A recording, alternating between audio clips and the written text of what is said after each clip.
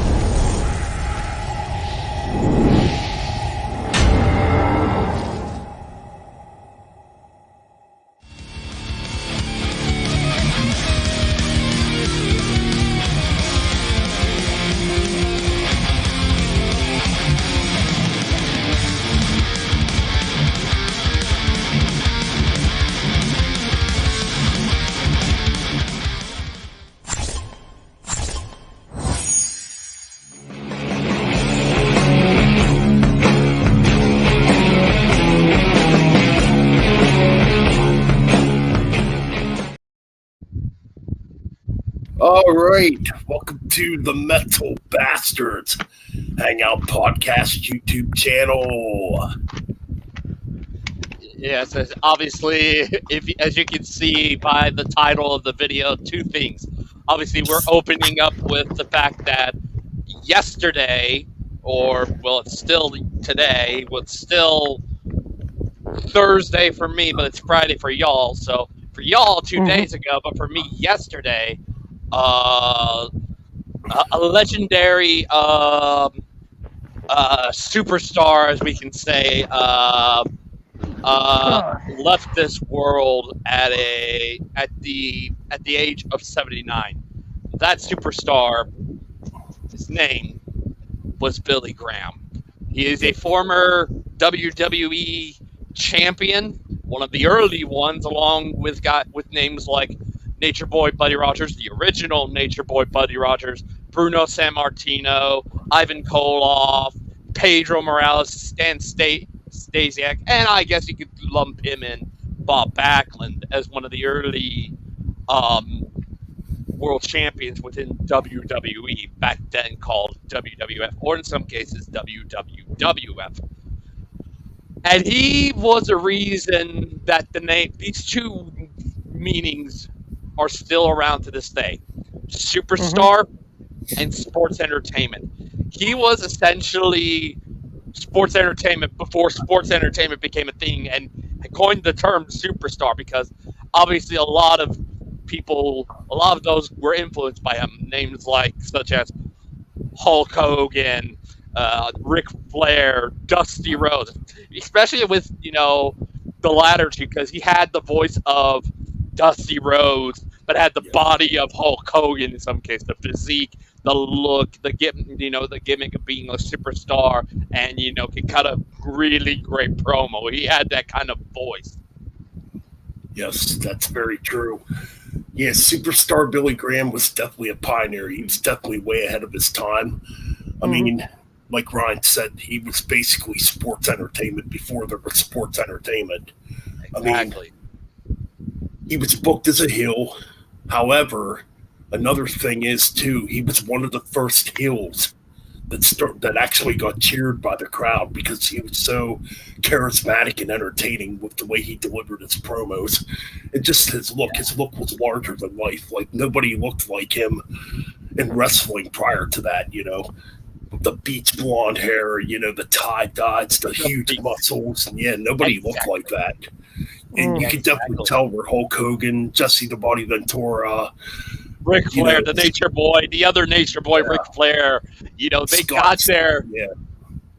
Dusty Rhodes, the American Dream Dusty Rhodes. You literally look at both of them and they literally sound the same. Like I said, it's Dusty Rhodes cutting those fantastic 1980s, maybe late 70s promos combined with the physique of a Hulk Hogan, pretty much. Yeah, and other guys too, like Scott Steiner, Macho Man Randy Savage. You know, basically where those colorful gimmicks came from, and the look and the style came from was Superstar Billy Graham. You know.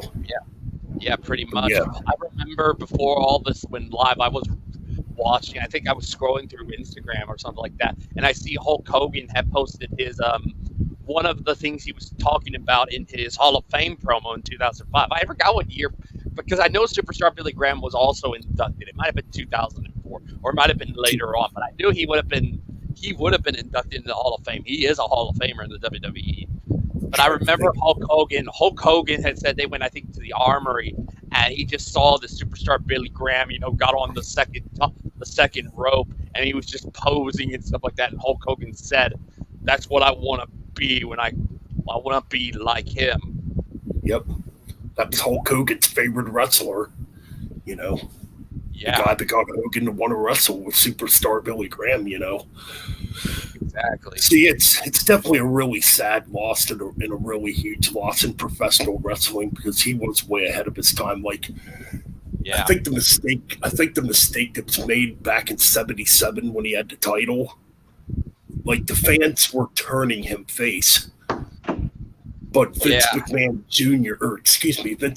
Sr. would not turn him baby face. Yeah, if it was Vince Jr., he would have in a heartbeat, like, easily.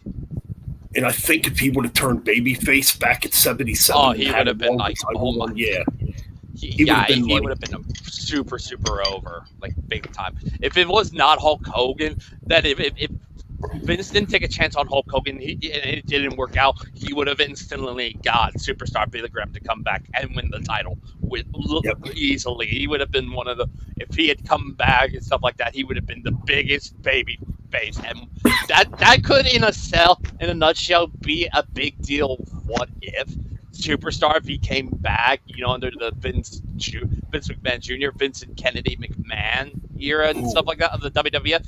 Oh, he would have been like, fuck, he would have been huge. Like you said, he was way ahead of his time. Could you have imagined him coming in, beating Iron Sheik in January '84? We wouldn't be talking about the Hulkamania. We would have been talking about, I don't know, we would have been talking about the second coming of the Superstar era or something like that. It would have blown up. It would have been huge.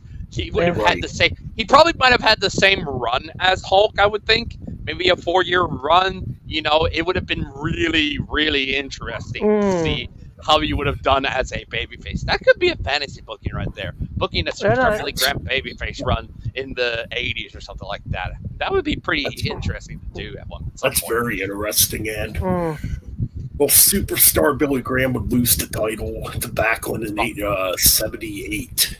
Yeah, and he had a nearly 6-year run, and he was basically, I would think Bob Backlund was one of the last remaining, what I would like to call a wrestler world champion, and there wouldn't be a wrestler world champion in WWE until Bret Hart in '92. I mean, Bret had a gimmick, but when Bret won the WWF title, he was kind of more of a wrestling world champion. It was a different gimmick. He was more of like a wrestling the world champion and all that stuff. Yes. But everybody else in between Backlund and Bret were gimmick world champions. They were all had a gimmick or a larger than life type of gimmick, like you see Hulk Hogan and Andre, Macho Man, Warrior, all of those names, even Taker to some extent. I would also say Ric Flair as well. I mean, Rick was wrestling and stuff like that, but he was influenced by Superstar Billy Graham. Oh yeah, big time. But yeah, Bret was more of the. He was a pure wrestler, so he would have probably been more influenced by the Bruno Sammartinos and the Bob Backlunds and all those kind of guys. Oh yeah, pretty much. definitely. Yeah. I mean, he had a pretty interesting childhood too. Superstar Billy Graham, like he grew up very poor, and he actually made his own weight. Like I forget how. I think he actually made his own weight set. Like I think he used concrete and like a bar.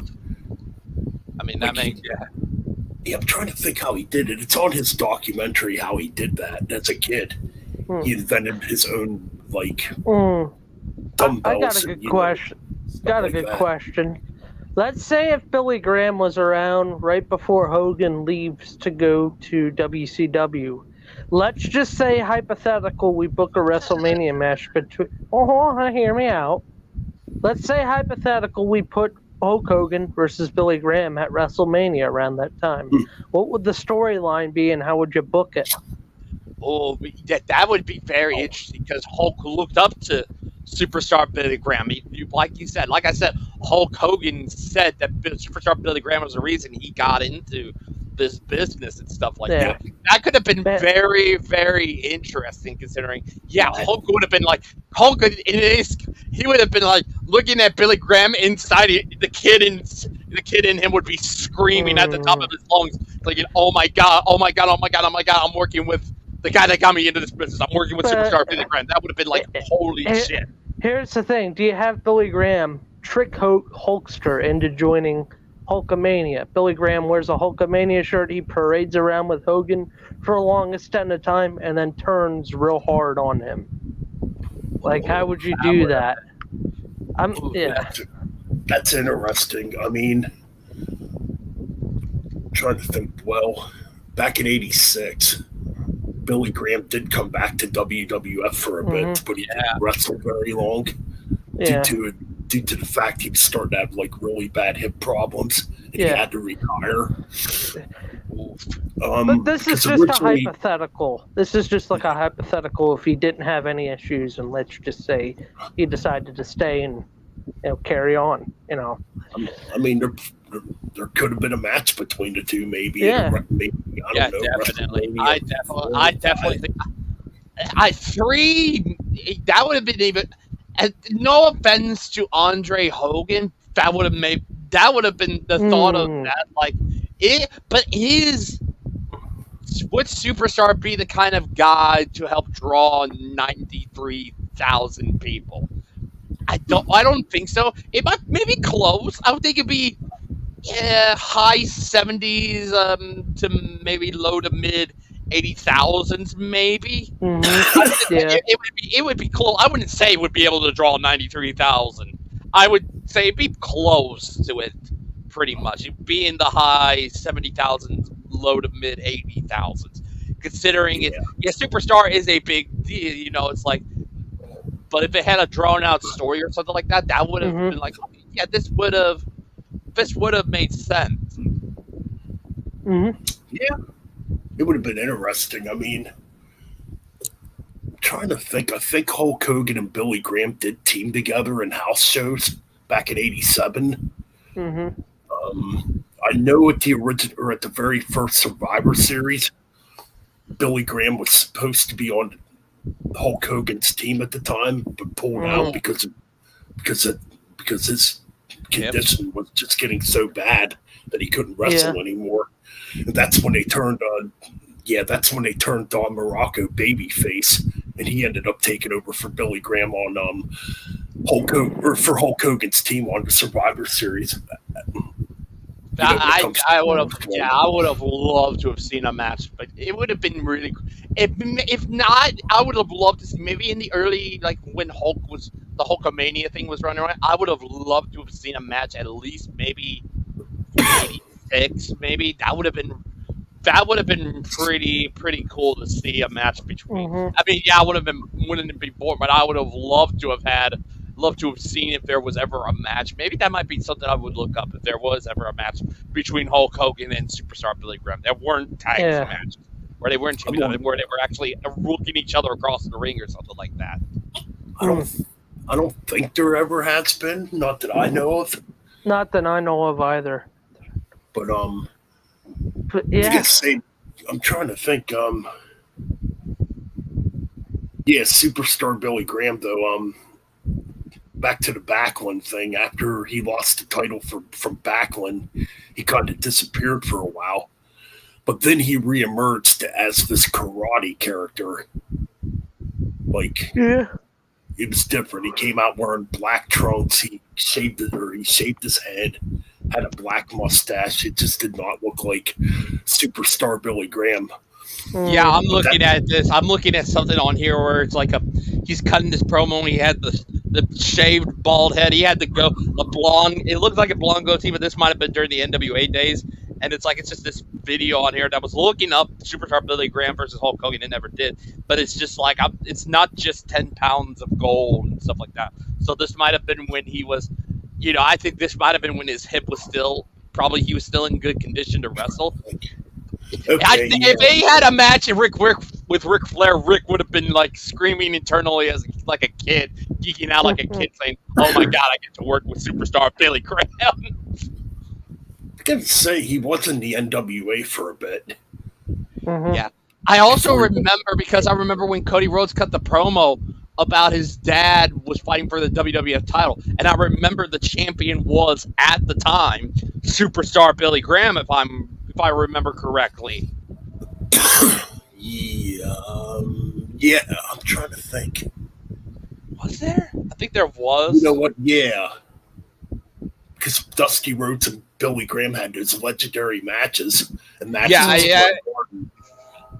here it is. Superstar Billy Graham versus Dusty Rhodes, MSG, October 1977. Okay, yeah, he would have been the champion then, yep. Yeah, that would have been he would have been the champion at that point.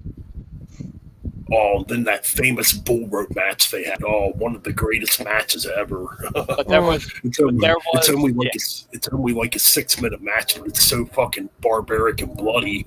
I saw the next picture was Dusty bleeding in the face or something like that. That might have been it.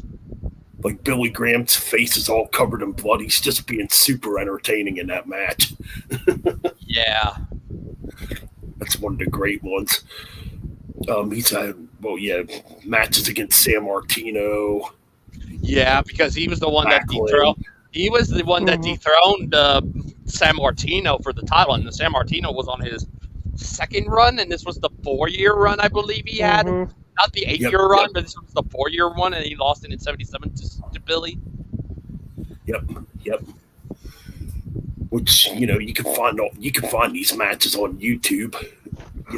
Yeah, I remember the first time. There was 2 times I remember seeing that name of the Superstar Billy Graham was, I think, in video games. I think there might have been Showdown Legends of Wrestling, and he was one of the characters in there. And then the other one was when he won the WWF title and then lost it to Bob Backlund. I think it's all in that same DVD. It was like a 3-disc DVD of the history of the WWE Championship. Those were the first times I ever seen Superstar Billy Graham, and I just looking at him now, back then, that the physique and the hair and the promo, all the promos he was cutting, it was just like, in the NWA, was he a babyface? I think he might have been a babyface in the NWA. Maybe. Actually, yeah, he did turn babyface after he went through a dark period too, because he got really depressed after he lost the WWF title in '78 to Backlund. He got really depressed. He got really bad into drugs, and he did a whole new gimmick. He did that karate gimmick where he wore black karate pants and had a little black mustache and a shaved head. Yeah, I think that was his worst gimmick out of his career right there. And then he actually had him. I'm trying to think here.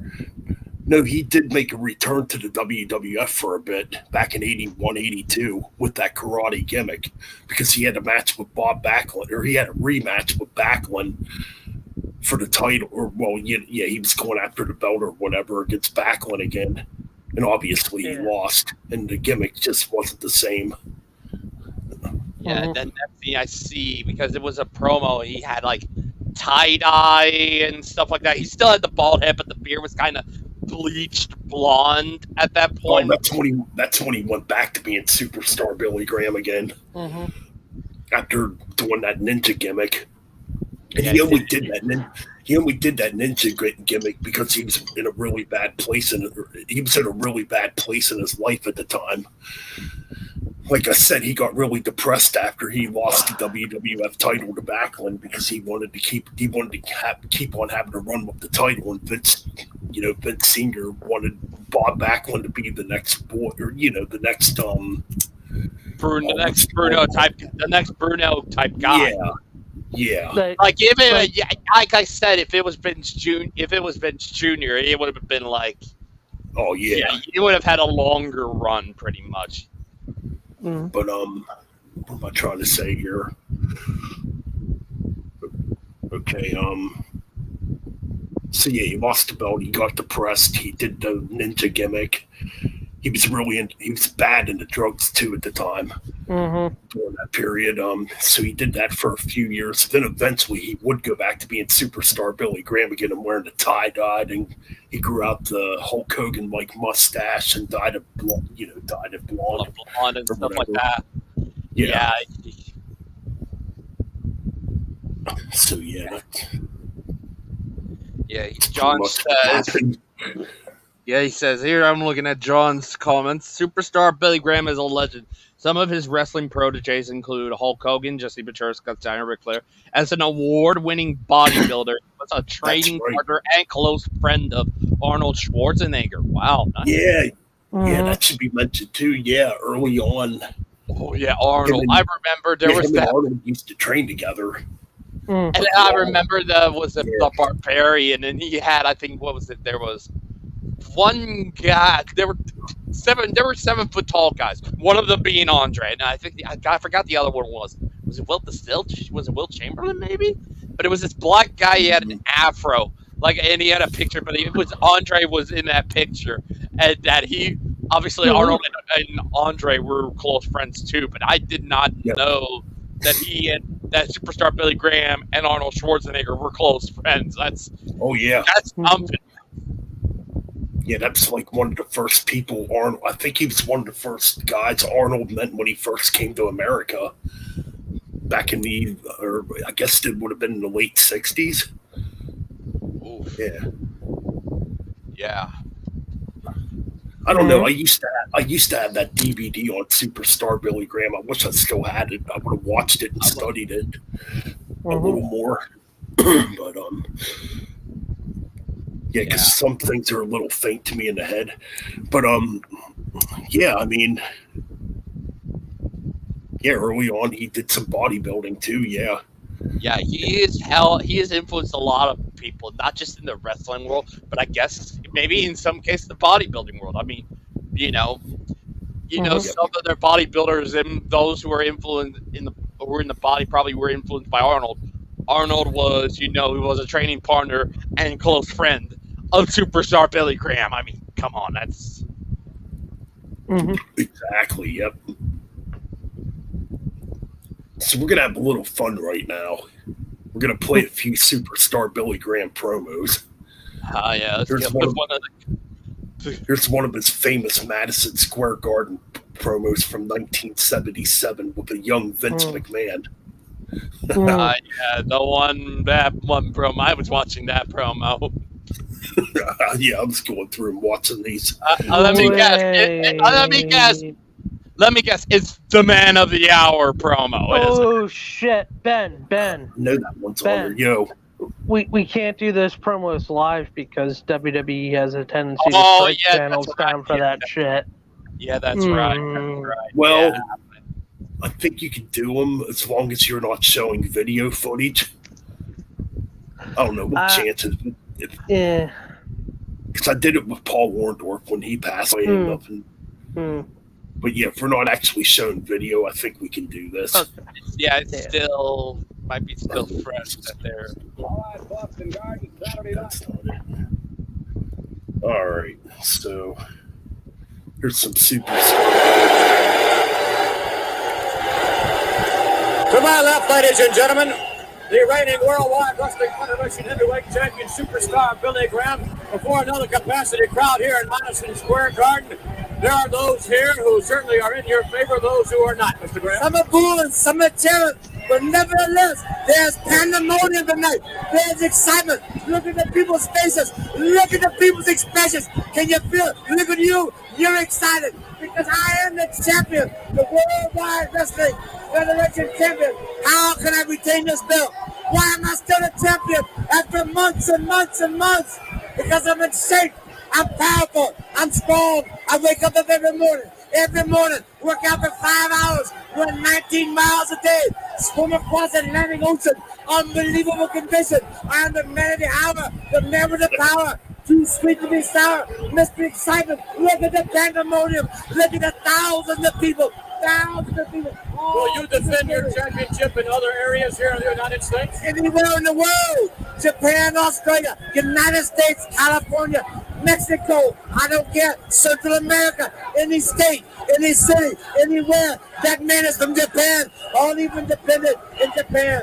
Anywhere you Thank you very much for your time. Superstar Billy Graham. There you go. There's one of his favorite promos way back in the day. Yep. Yeah, you can clearly tell in his voice that he clearly has. That's Dusty Rhodes in Hulk Hogan's body, literally. Yeah. It gives away like he has that kind of that promo of a Dusty Rhodes. It's just like It's like a combination of Dusty Rhodes and Muhammad Ali and Hulk Hogan's body. Yeah. Somewhat. And when I look at wrestling today, I think that kind of those kind of promos are definitely missing in today's wrestling. But it's like you look at some of even I know none of us watch it, but you look at some of the superstars of today, you can see a little bit, not much, but a little bit of some of the influence that superstar Billy Graham has left in this business. Like you can tell in some people, like in some people's promos and stuff like that, or their looks and stuff like that, you can tell there's some superstar Billy Graham in them. Oh yeah. Yeah. Yeah, his influence is everywhere. Easily. There, a lot of people in the WWE, their influence is superstar Billy Graham, or it might be if you're one of those who has those kind of a gimmicky type of people. You're one of those that's like we're influenced by superstar Billy Graham. If you're more into the technical, the wrestling stuff, you might be influenced by San Martino and such. Yeah. Yep. Pretty much. Yep. And a lot of the gimmicks you can see have a little bit of superstar Billy Graham. Easily, without a doubt. Exactly. Yep. So,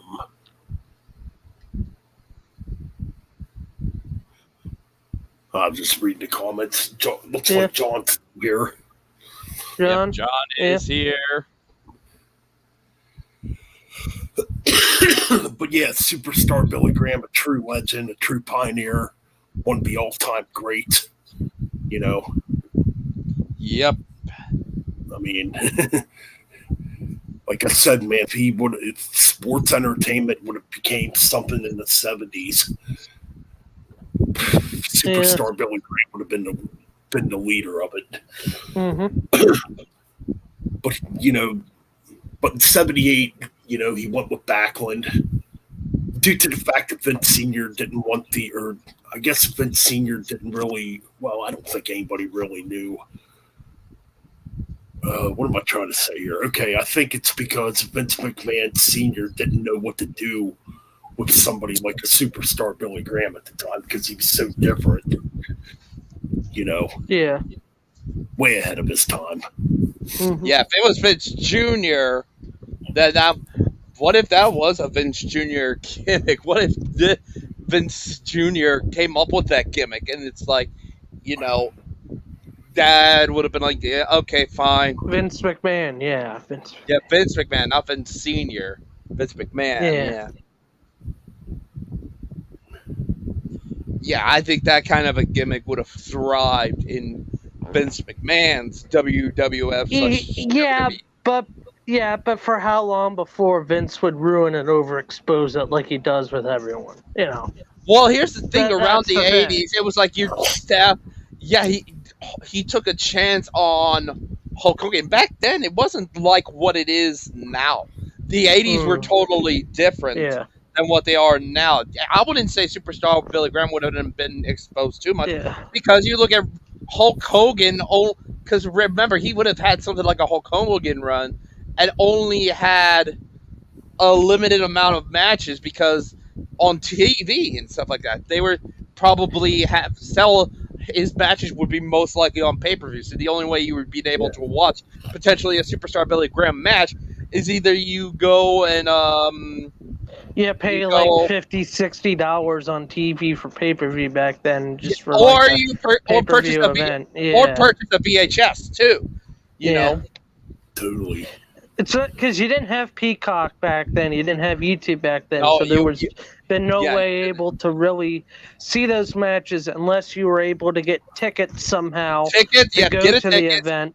Purchase or get tickets, purchase a VHS, or order a pay-per-view, pretty much. Or pay a lot of money for pay-per-view.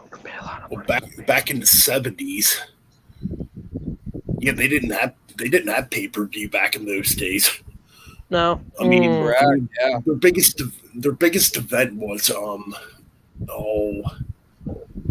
WWF used to do these shows from Shea Stadium back in the 70s. That's like their big shows back then, and they would be on either that or Madison Square Garden, because Madison Square Garden is the MSP shows. But the Shea Stadium shows, I think, were on closed circuit back then. I think they were. But there was no pay-per-view. Actually, pay-per-view didn't come around till probably the 80s. WrestleMania 2. Because WrestleMania 1 wasn't on pay-per-view either. Since we're on the wrestling topic, speaking of pay-per-views, do you guys got any memories to remember the first pay-per-view you ever remember seeing? Wrestling-wise? Mine was WrestleMania 9.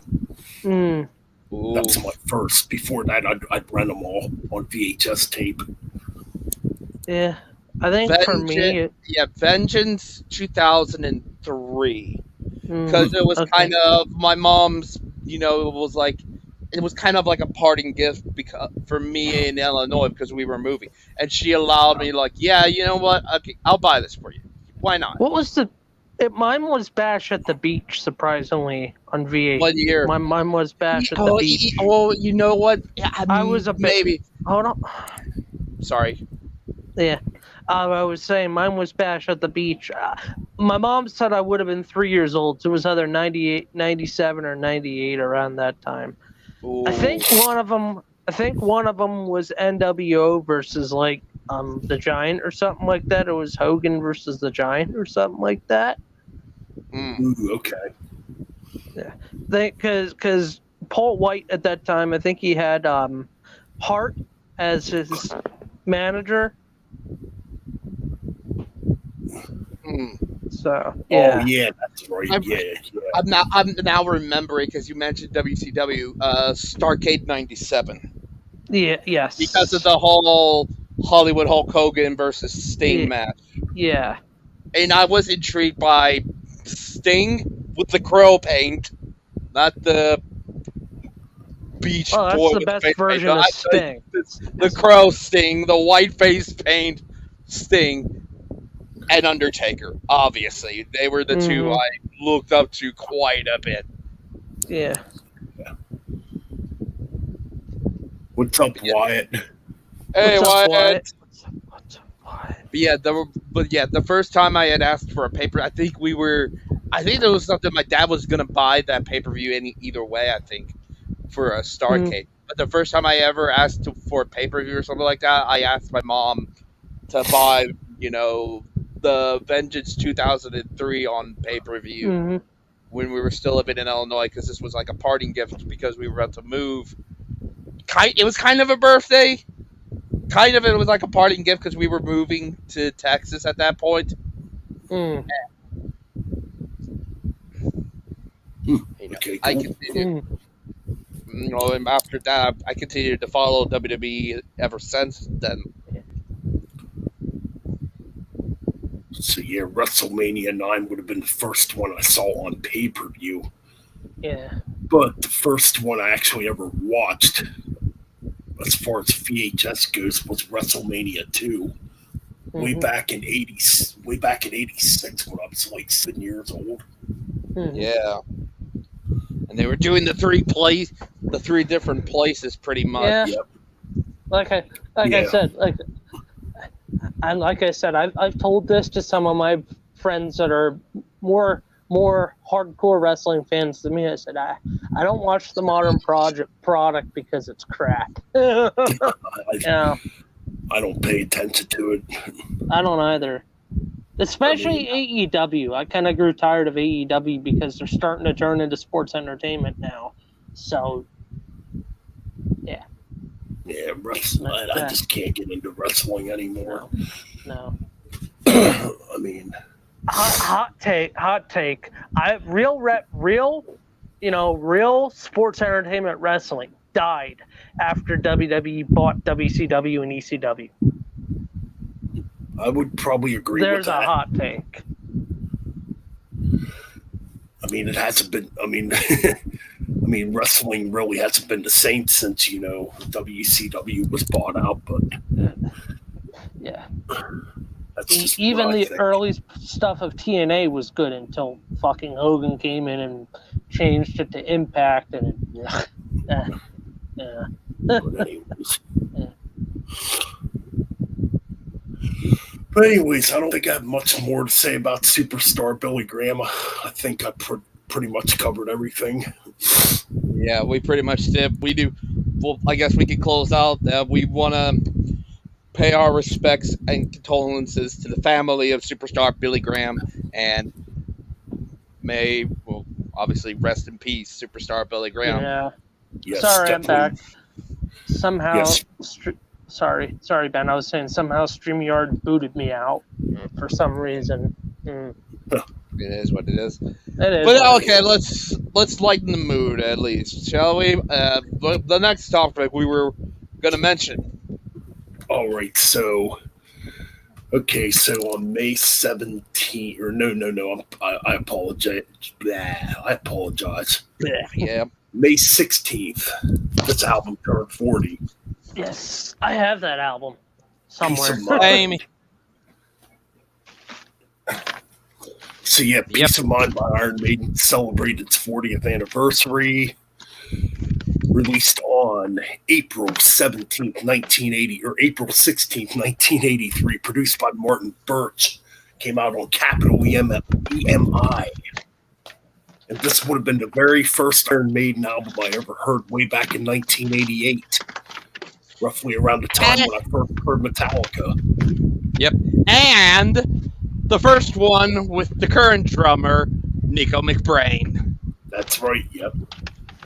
I still like some stuff on there. Trooper I like some of the beginning stuff on there, but I'm just like,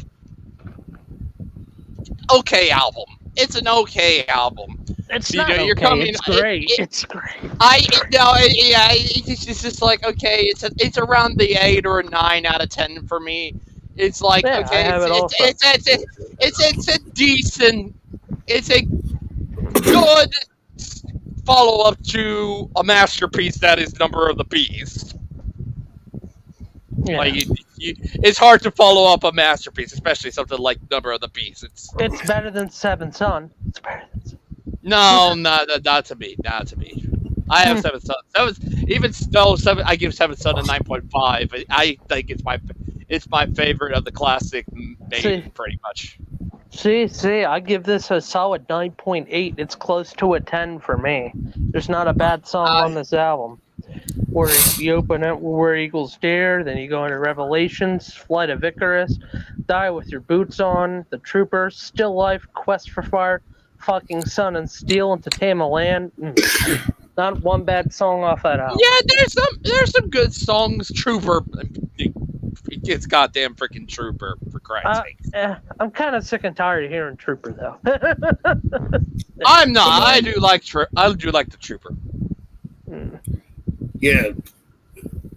It's a classic album, definitely. Yeah. Nico McBraid's debuted on drums, and he does some pretty damn good drum work on this album, Yes. especially on When Eagles or Where Eagles Stare, man. Yeah, that opening. Wow. Mm-hmm. And the thing is, too, it sounds like he's playing a double bass kit on that track, and he's not. It's just a single bass drum kit. Mm-hmm. And the stuff he's doing on the track is impressive. Nico said he got that drum intro influence after hearing Over the Mountain. From what he... Yep. From Ozzy. The beginning drum intro, pretty much that drum intro, yeah. Great drum intro. I fucking love Over the Mountain. That's one of my favorite Ozzy songs. You're getting me an idea. Don't forget. Oh, Revelations was another one. I remember. I think the first time I heard that one was in the Iron Maiden mobile game. It was a different version. I think it was a live version of it. But I'm just was so enthralled by that bit. I was like, I want to hear the real version. I'm like, I like that one. That's one of my favorites on there. That one, Trooper. I do like Eagles. There's some. I guess there's some good ones. It's like I said, it's around the 8 or 9 out of 10. Album rating wise and stuff like that. I mean, it's no masterpiece like Number of the Beast or even self-titled. It's close. It's very close. In some cases, it kind of is close, but to you, but to me, between an 8 or a 9 out of 10. It's a pretty damn good album. Mm-hmm. What was I gonna say? Oh yeah, I was gonna ask Ben and Ryan. Since you're talking about drum intros, you gave me an idea for a video thread. 10 great fucking drum intros. 10. Well, so yeah. Anyways, so yeah, Where Eagles Stare. What a killer track! Absolutely killer stuff. The stops and starts in this track are absolutely killer too. So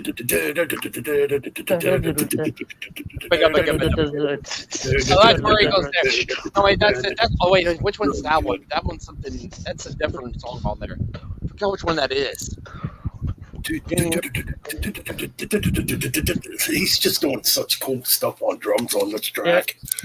I do think this is Nico's best drumming track. The opening track, Where Eagles Stare. Revelations, it's a pretty cool track. Quite kind of different in a way. You get a bit of the more melodic side of Maiden on that track. Yep. Oh, God. Yep.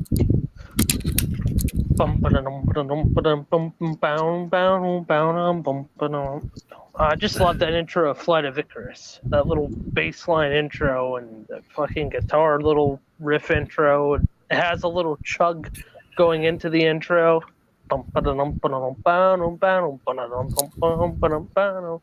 Yeah. Yep. Yeah, that's a cool track too, Flight of Icarus, definitely. Apparently, God, where did I see this at? I guess early on, Steve Harris didn't like performing that song live. He did. Because he thought it sounded too commercial for them, which I've never actually really heard that. I don't know. Maybe in the chorus it's kind of commercial sounding, but the only track I'll say on the album that really is commercial sounding is Trooper. That's about it. I mean, yeah, obviously. But yeah, I don't know. I think it's a cool track. Someone's mic. I'm hearing someone's mic. Doing a weird vibration thing. Yeah, I hear it too. Might be my fan. Okay, I was just checking. Yeah. All right.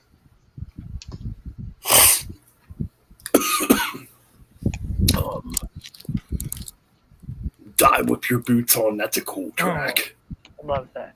If you're gonna die, if you're gonna die, if you're gonna die. Just love the little vocal stuff. Yeah, that's a in the back there. freaking good track. Probably the fastest paced track on the album too. Mm-hmm. Obviously, the Trooper. Yeah. I mean, yeah, obviously. Still a cool track. Mm-hmm. Probably one I don't listen to as much anymore since it's so played out, but it's still cool. Same. Now, Still Life, I think Still Life to me, it's a very underrated track on this record. Very underrated. Just curious if they've ever played that song live. Yeah. Because I was watching a video with Ralph. Ralph just reviewed this album, and I guess he's seen Maiden live around this time. And he said they never played this track live when he's seen them. Yeah. It is an underrated track, though. Yeah. I think they ought to dig it out and just play it live again. Yeah.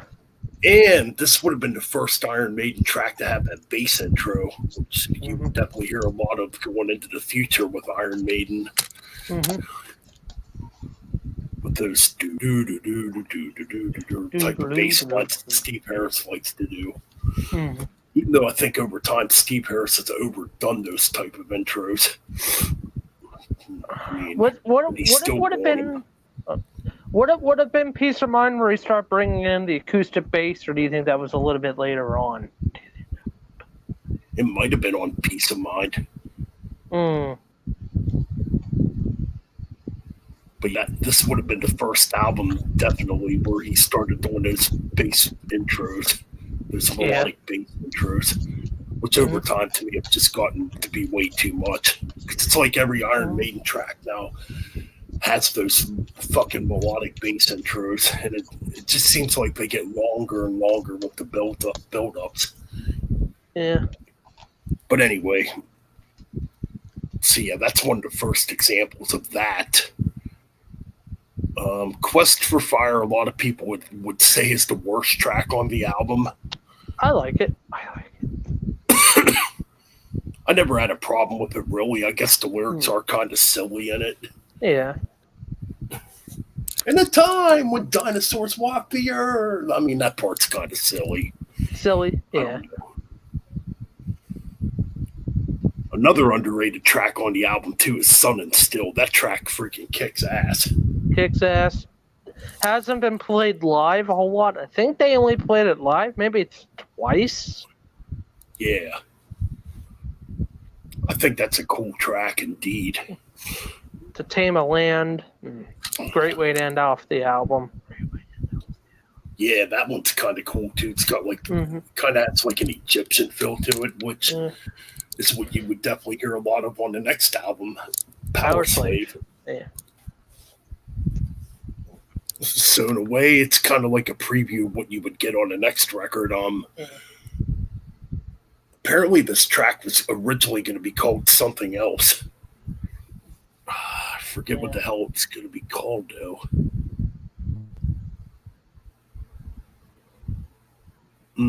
It did have a different song title originally. I was just watching Ralph's video about this, too, and he said, and now I kind of forget. Was it The Dune? It's something weird. I think it was originally going to be called, like, Dune or something like that.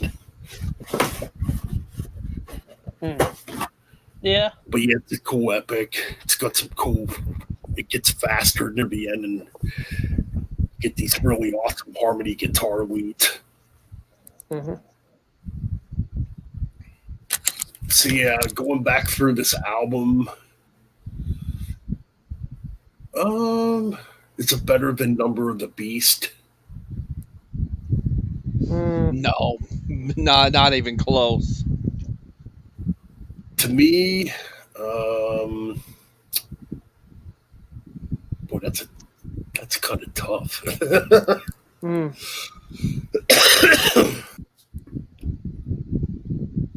just trying to think back to Number of the Beast here. I know we ranked these a couple years ago too, and I think I put Peace of Mind fairly low at the time. But now that I'm going back through and listen to this again, I'm like, wow, it's still a pretty damn good album. I mean, I guess Number of the Beast is still better, but not by much. Oh. Yeah, Number of the Beast is probably still slightly better to me. Yeah. This is a pretty damn good album for, early on. Yeah. Like, if we were to rank the first 5 Iron Maiden albums, which to me, I guess to a lot of people, that would be the class. Well, to some people, would be the first 7. But if we're just doing the first 5, I think Peace of Mind would come in at number 5. Number of the Beast would probably be 4. Power Slave would probably be 3, then Killers, and then the debut album would be number 1. Yeah, there's only a handful I could think of Iron Maiden albums that I think are untouchable. Yeah. Say, self-titled, Number of the Beast, Seventh Son, Book of Souls, and probably Fear of the Dark. Those are 5 that I think, to me, in my opinion, for me at least, are untouchable. Like, there's some that I would think are close, but not really, Say, here's my 5, and this might shock some people. I put Peace of Mind at number 5. Number 4 is Power Slave. Number 3, sorry, Number of the Beast. Love that album. Switching that out, putting Caught Somewhere in Time at number 3, then Killers, then the self-titled. Self-titled is pretty high. I think I have that at I think my number 5 is Fear of the Dark. Number 4 is Number of the Beast. Number 3 is self-titled. Number 2 is Seventh Son. Number 1 is Book of Souls. And that just goes to show you how much of a different of a Maiden fan I am, because I love I'm more of the proggier guy and all that stuff. I'm the proggy guy, pretty much. That's why you see Seventh Son and Book of Souls being my top 2. Trying to think. Not that I don't hate the other 3 below those. I love them. I love all 3 of them equally. Like, they're all fantastic albums. Trying to think when we did our ranking. Yeah, it would have been before Senjutsu came out. Yeah.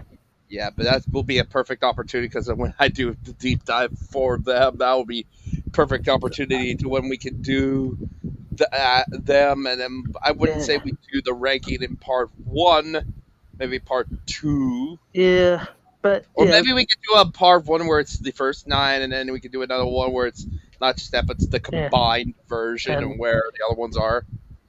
And Ben, I do want to bring something up. I was thinking maybe the 2nd or 3rd week of June, we could start with part 1 of Uriah Heep. Yes, definitely. Yeah, I gotta start going back through, and I gotta re-listen. I really want to get the whole thing, like what you do with your streams, Ben. I really want to get like that monthly membership or something like that, so I can have backgrounds and all the unlimited stuff, so that I can do unlimited amount of deep dives and stuff like that, so I don't have to do these like once a month. Yeah, I got the $24.99 one. I think with the 50, the 51 or the $50 one, you can even do even more with it. But I'm not going to go there. I'll just stick with this version. Yeah, I think this version's good enough. But yeah, for the AC/DC stuff, I was talking to Ryan about our plan for the AC/DC stuff, and Ryan was going to do the track. Ryan was going to do the tracks for the albums, and me being the guru. Not really. It was more of everything else. Like, there would be some albums I would mention, like the history, and probably go more extensively when it comes to the band and stuff, like the track by track. And how you feel about them. And then the history side, I'll go full deep into it, because I'm more of a guru for that band. You guys know I love that band to death. That was my first band. No, Mike, I didn't know that. I didn't know you liked AC/DC so much. Really? There's only like 100 different pages of posts of AC/DC in the Metal Beds Chronicles Facebook page.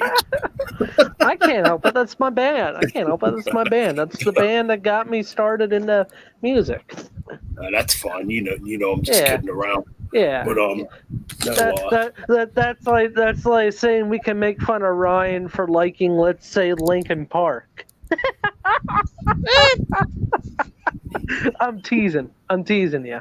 I'm teasing Just you. I will not listen to One More Light. I will not listen to that album like ever. No, But if I was to play, I would play Hyper Theory big time. No, Ryan, we forgot. No, Ryan, me and Ben forgot. You like that Five Finger Death Punch stuff. One album. That's it. One album. Yeah, I don't like any of it. All in good fun. Oh, totally. Yeah. All right, so I guess we can talk about this quick if anybody wants to talk about it. Yeah. This one turned 35 years old. Yeah. Good album. 17. It's a good album. So, Not great. This it's album, Ram It Down. Yes, a lot of people would definitely say one of the weaker Priest albums. I could see why in a lot of ways, because the drum sound on this album is absolutely atrocious because they used a drum machine. Dave Holland didn't even play a drum lick on this album. No. And However, supposedly this. Oh, sorry. However, I do think there's some shining moments on this album and some of what's to come on the next record and a few tracks on here. Well, mainly maybe 2 tracks. But yeah, so holy crap. This is fucking hard as hell to read. Hold on a minute. Let's look up the track listing here on Wikipedia. Because the back of this is a pain in the ass to read. Okay, Judas Priest, Ram It Down. Yeah, because I'm spinning this on my way to work this week. Because, I mean, I'll admit it's a Priest album I don't really listen to much. Same. But when I was going through and listening to it, I'm like, you know what? There's some okay stuff on this album. It's not like a complete shit fest. No, it's not a complete shit fest. Not a shit fest like how Demolition and some of the Ripper stuff is, which I still think is the weakest stuff Priest has made. I would agree. Oh wow, I guess Andy Steep is now an official member of Judas Priest according to Wikipedia. Yeah. That's what it's saying. It's saying Glenn Tipton's still a member. Yes. I mean, I know Glenn can't really do much these days because of Parkinson's, which sucks. Yeah, Glenn still likes to play live, but he only does a few of the encore songs at the end. That's it, because he just can't, Yeah, he doesn't play the fast stuff no more. He can only do like songs like "Living After Midnight," the simpler tracks. But okay, here we go. So Ram It Down opens the album, fucking scorching track. Yeah. Now after what Turbo sounded like, this is definitely what you want to hear from Priest. Screaming guitars, fast. Rob Halford screaming his ass off. Epic guitar solos. Especially the screaming intro. Oh, yeah. So, yeah, Ram It Down's a great track, in my opinion. Yeah. And basically a predecessor to what you would hear on the next record, Painkiller, I think. Heavy metal, what do you want? I think that's a cool track, too.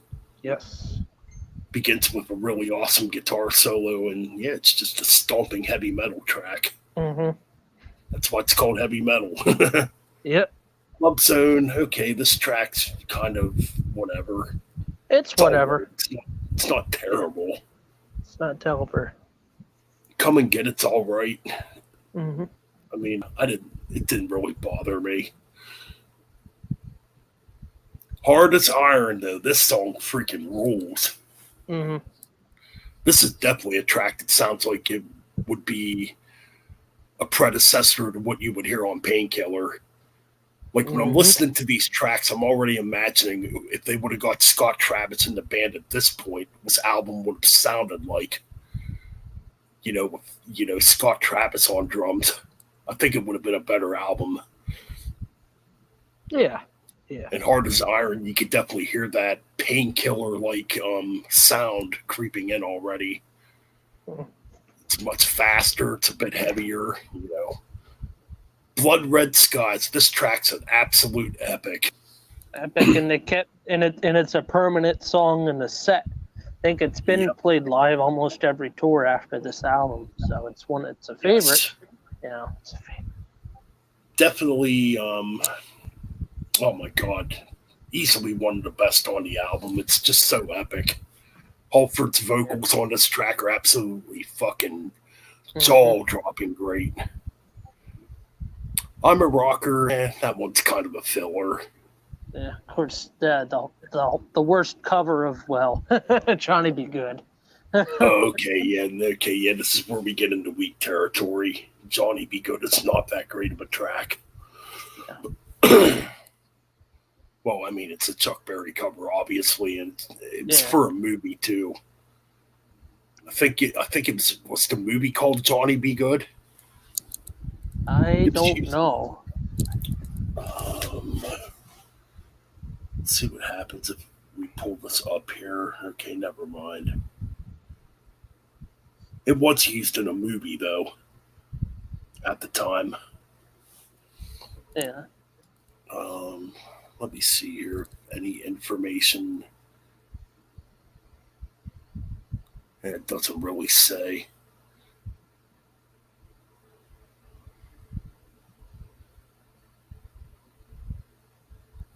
Kind of surprised it doesn't say. Mm-hmm. But yeah, Johnny Be Good. Yeah, that's definitely pretty weak. Yeah. Love You to Death. Yeah. It's okay. It's nothing great. Monsters of Rock, though, is a good way to end the album. I think it's a pretty cool track, even though the drums sound horrible. So this album, to me, it's still not the greatest Judas Priest album. A lot of it's definitely an improvement over Turbo. I would probably give it a 7 out of 10, maybe a 7.5 out of 10. I gave it a 7.3. It's okay.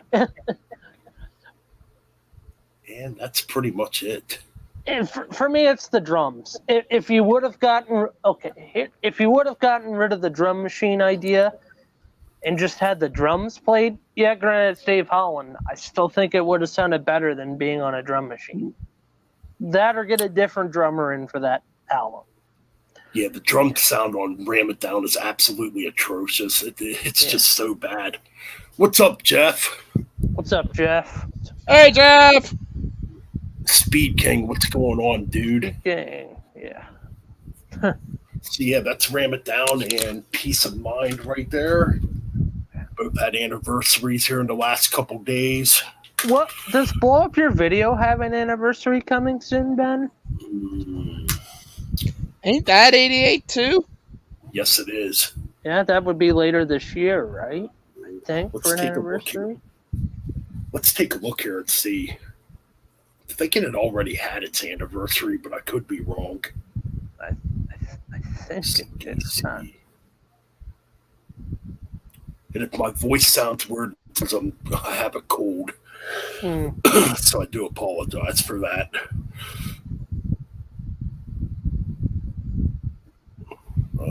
Blow Up Your Video came out on, we're going to find it here. Where are we at here? Oh, yeah. Oh, yeah, it already had its anniversary. It came out on January 18th. Okay, yeah. I also want to shout out happy birthday tomorrow for AC/DC drummer Phil Rudd. You know, so yeah. But yeah, that's pretty much it. Yeah.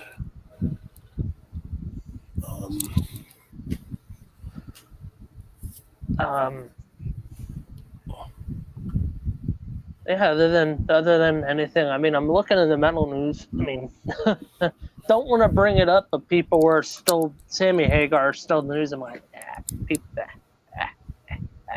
Sammy Hagar's still complaining about how he's the better Van Halen singer. I think he's just I think it's a load of crap. I still think it is. You know. Yeah. Wait, what's up with Sammy Hagar now?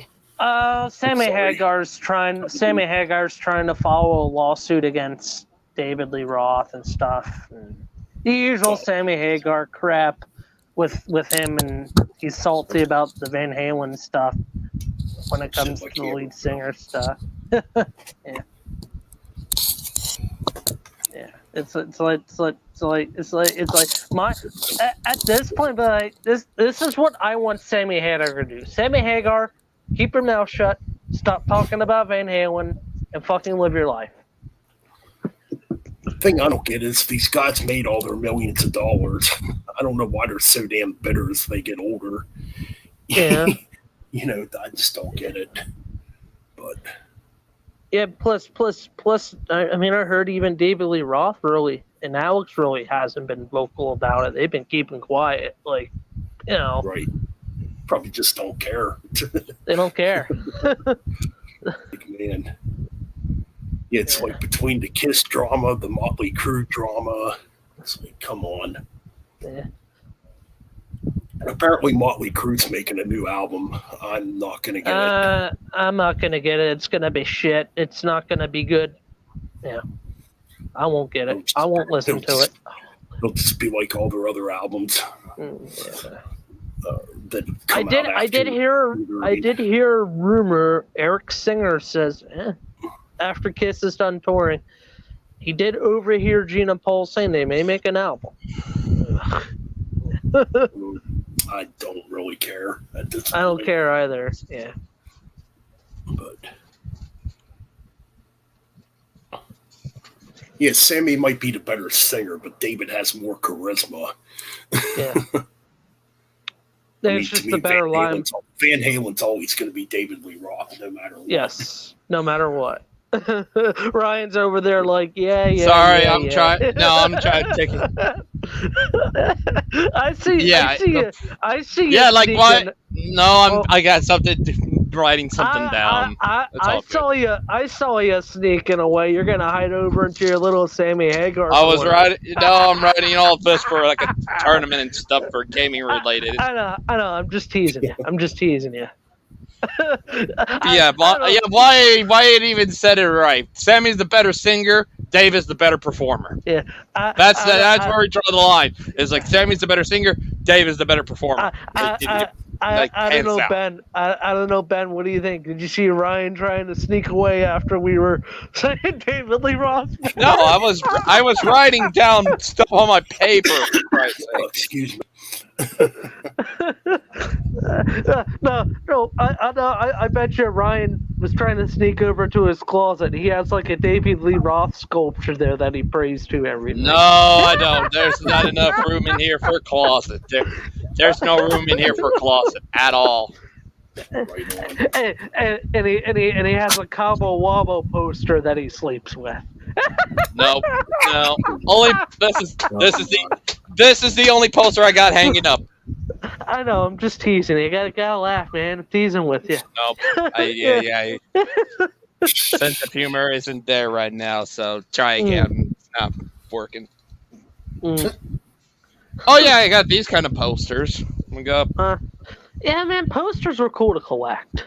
Yeah, this was from my OPEP Blackwater Park final. Cool. Yeah, it was in pages, and then I got something that's Emerson, Lake and Palmer related right here. That's cool. And then we got another one. I think this one's you might recognize where this came from. Oh yeah. Mm-hmm. Yeah. We got I think something from Skamash, and then two more pictures from the OPEP Blackwater Park thing. So. Yeah, that's all. Those are the only posters I got. And then you don't have any at the moment. I don't have any at the moment. I need to get some. Yeah, that's actually true. Sammy cannot sing the David material. I will be right back. I gotta make a bathroom run. That's a good one, Jeff. No, I do not, Jeff. I do not. Fuck Trump. Man. I am not a Trump supporter. I'm not a Trump supporter at all. Why are we even talking politics? I don't like to fucking talk about politics. Fuck politics and all that fucking bullshit. I don't know where it came from. I don't know. I agree. Politics fucking blow. Davey, strange name. Technically, DR is better. Oh, Sammy what's up, cannot Davey? see. Never seen you before, Davey. Strange name. Weird name. Strange name indeed. I mean, if anybody wants to come, Yeah, on, Wyatt.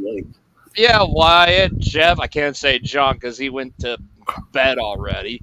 But yeah, if anybody wants to, let us know. Mike can't stay around for too long.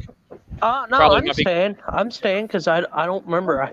I started my new job today, but to work one day, and then I'm gonna start working Monday. So I'm off for the weekend. So I'm staying off for as long as possible.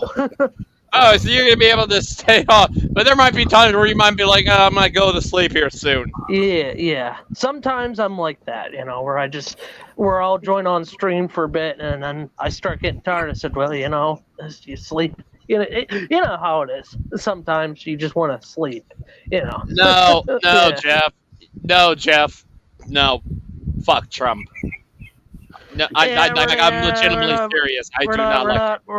Jeff, we're not going to talk politics, man. Let's not talk about that. We're not talking about that. We're not talking about this. We're not talking about the sleepy piece of shit. We're not talking about the orange piece of shit either. No. Yeah, I'd rather not talk about politics. Yeah, no, we're not going that route at all. No, just something to make fun of. Yeah, make fun of, but let's just say I've lost. Let's just say I don't talk to a few family members because of that. So that's why I'd rather not talk politics. Yeah. Plus, I really just don't give a shit. So. Yep. I haven't even been paying attention to the fucking crap, to be honest. Right. Anyway, let's get back. Yeah. Let's get back to music. What do you mean music? Oh, look, someone woke up from his couch. Oh boy, great. But yeah, I got some good news. Hoover's now working on episode 2 for Shit Barnes. So episode 2 is in the works. Major E. Taylor Horvath. That's a fucking good one. Yeah. Good one there, Jeff. Good one there, Jeff. Good one. Yeah. Good one. That's funny. Saint. Oh man.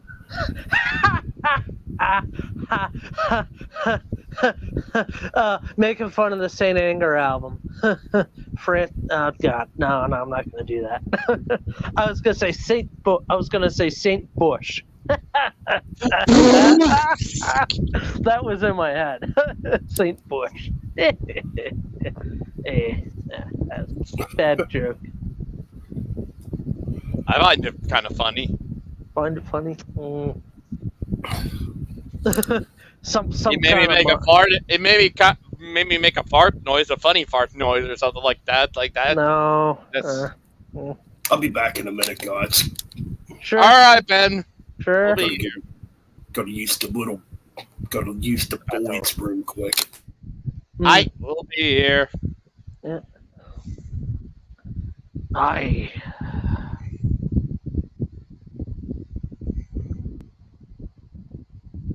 I was saying, do I know any good imitations? I know I can do some.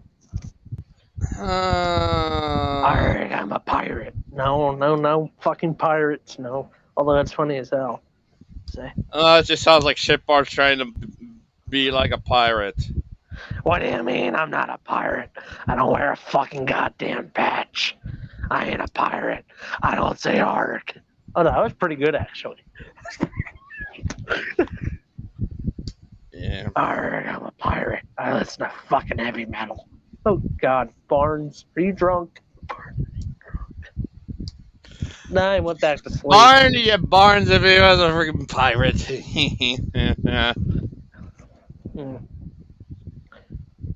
Fucked by the Kraken. Okay, that's all right then. Queen Anne's Yeah. Yeah.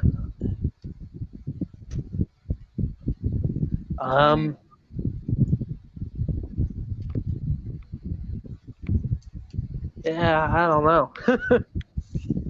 Yeah. Can't do Mickey Mouse because, well, you know. You know what'll happen. Oh, well, yep. I can't do Mickey Mouse, so I can, but I'm not going to. Yep. I could do those yep monsters or something like that. Yeah. Yep.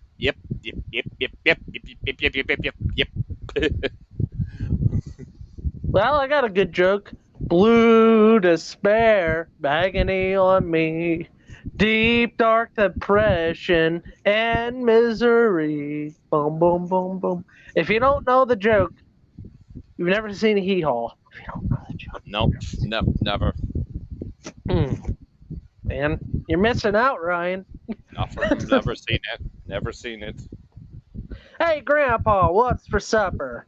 Turnip greens, baked beans. You know, we got some of that gristle fat. And I got a pie, and my wife's making a pie. Yum, yum. And I missed that show. That's a good show. Good show. Oh. Good stuff. Yeah. Cool. Mm-hmm.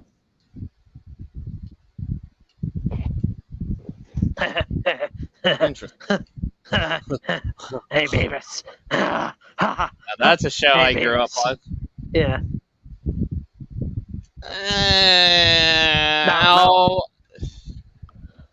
I'll get you, you rat. No, I'm talking about Jeff. Jeff said, album, no. Not too many songs I like from them. Yeah. What's up, Doc? I can do Bugs Bunny. I can't do Porky Pig. Can't do Daffy Duck. So, what's up? What's up, Wyatt? What's up, Birdman? What's up, dudes? Wyatt? Not What's going on, much. Birdman? Yeah. Wait, we got to do a song. Bird, yeah. bird is the word. Bird. Yep. We gotta do the bird is the word song, the bird song. Yeah, you know what I'm Idiot. talking He's the about, Birdman, man. after all. You know what I'm Fucking talking hate about. that. You know what I'm talking about, man. You know, me, Macho Mike, you know, he's pumped up, man. He's ready. You know, he's ready to fucking go. Me and Macho Mike, the energy man. Fuck. The Metal Alliance is growing stronger, and we have this Birdman that's, you know, cool. I don't know. Oh, you could be because there was like a bird kind of gimmick back in the day. Coco Beware. Yeah. Wrestling, yeah.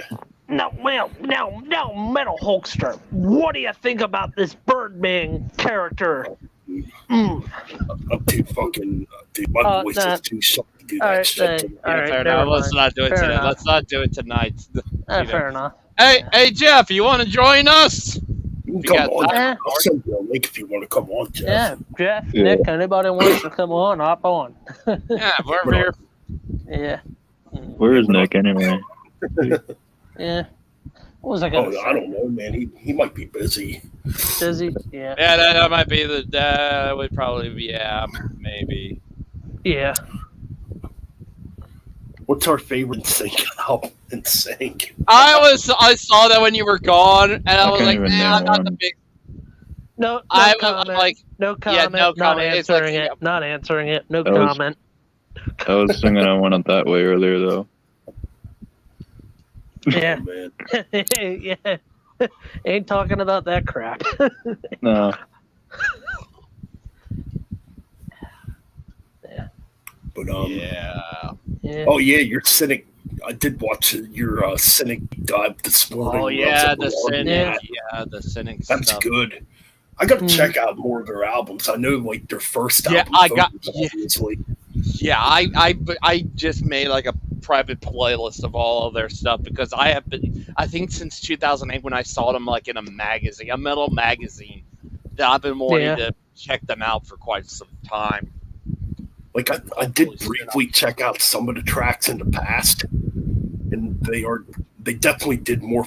They definitely morphed away from metal and got a lot more prog and stuff. proggy, but Yeah.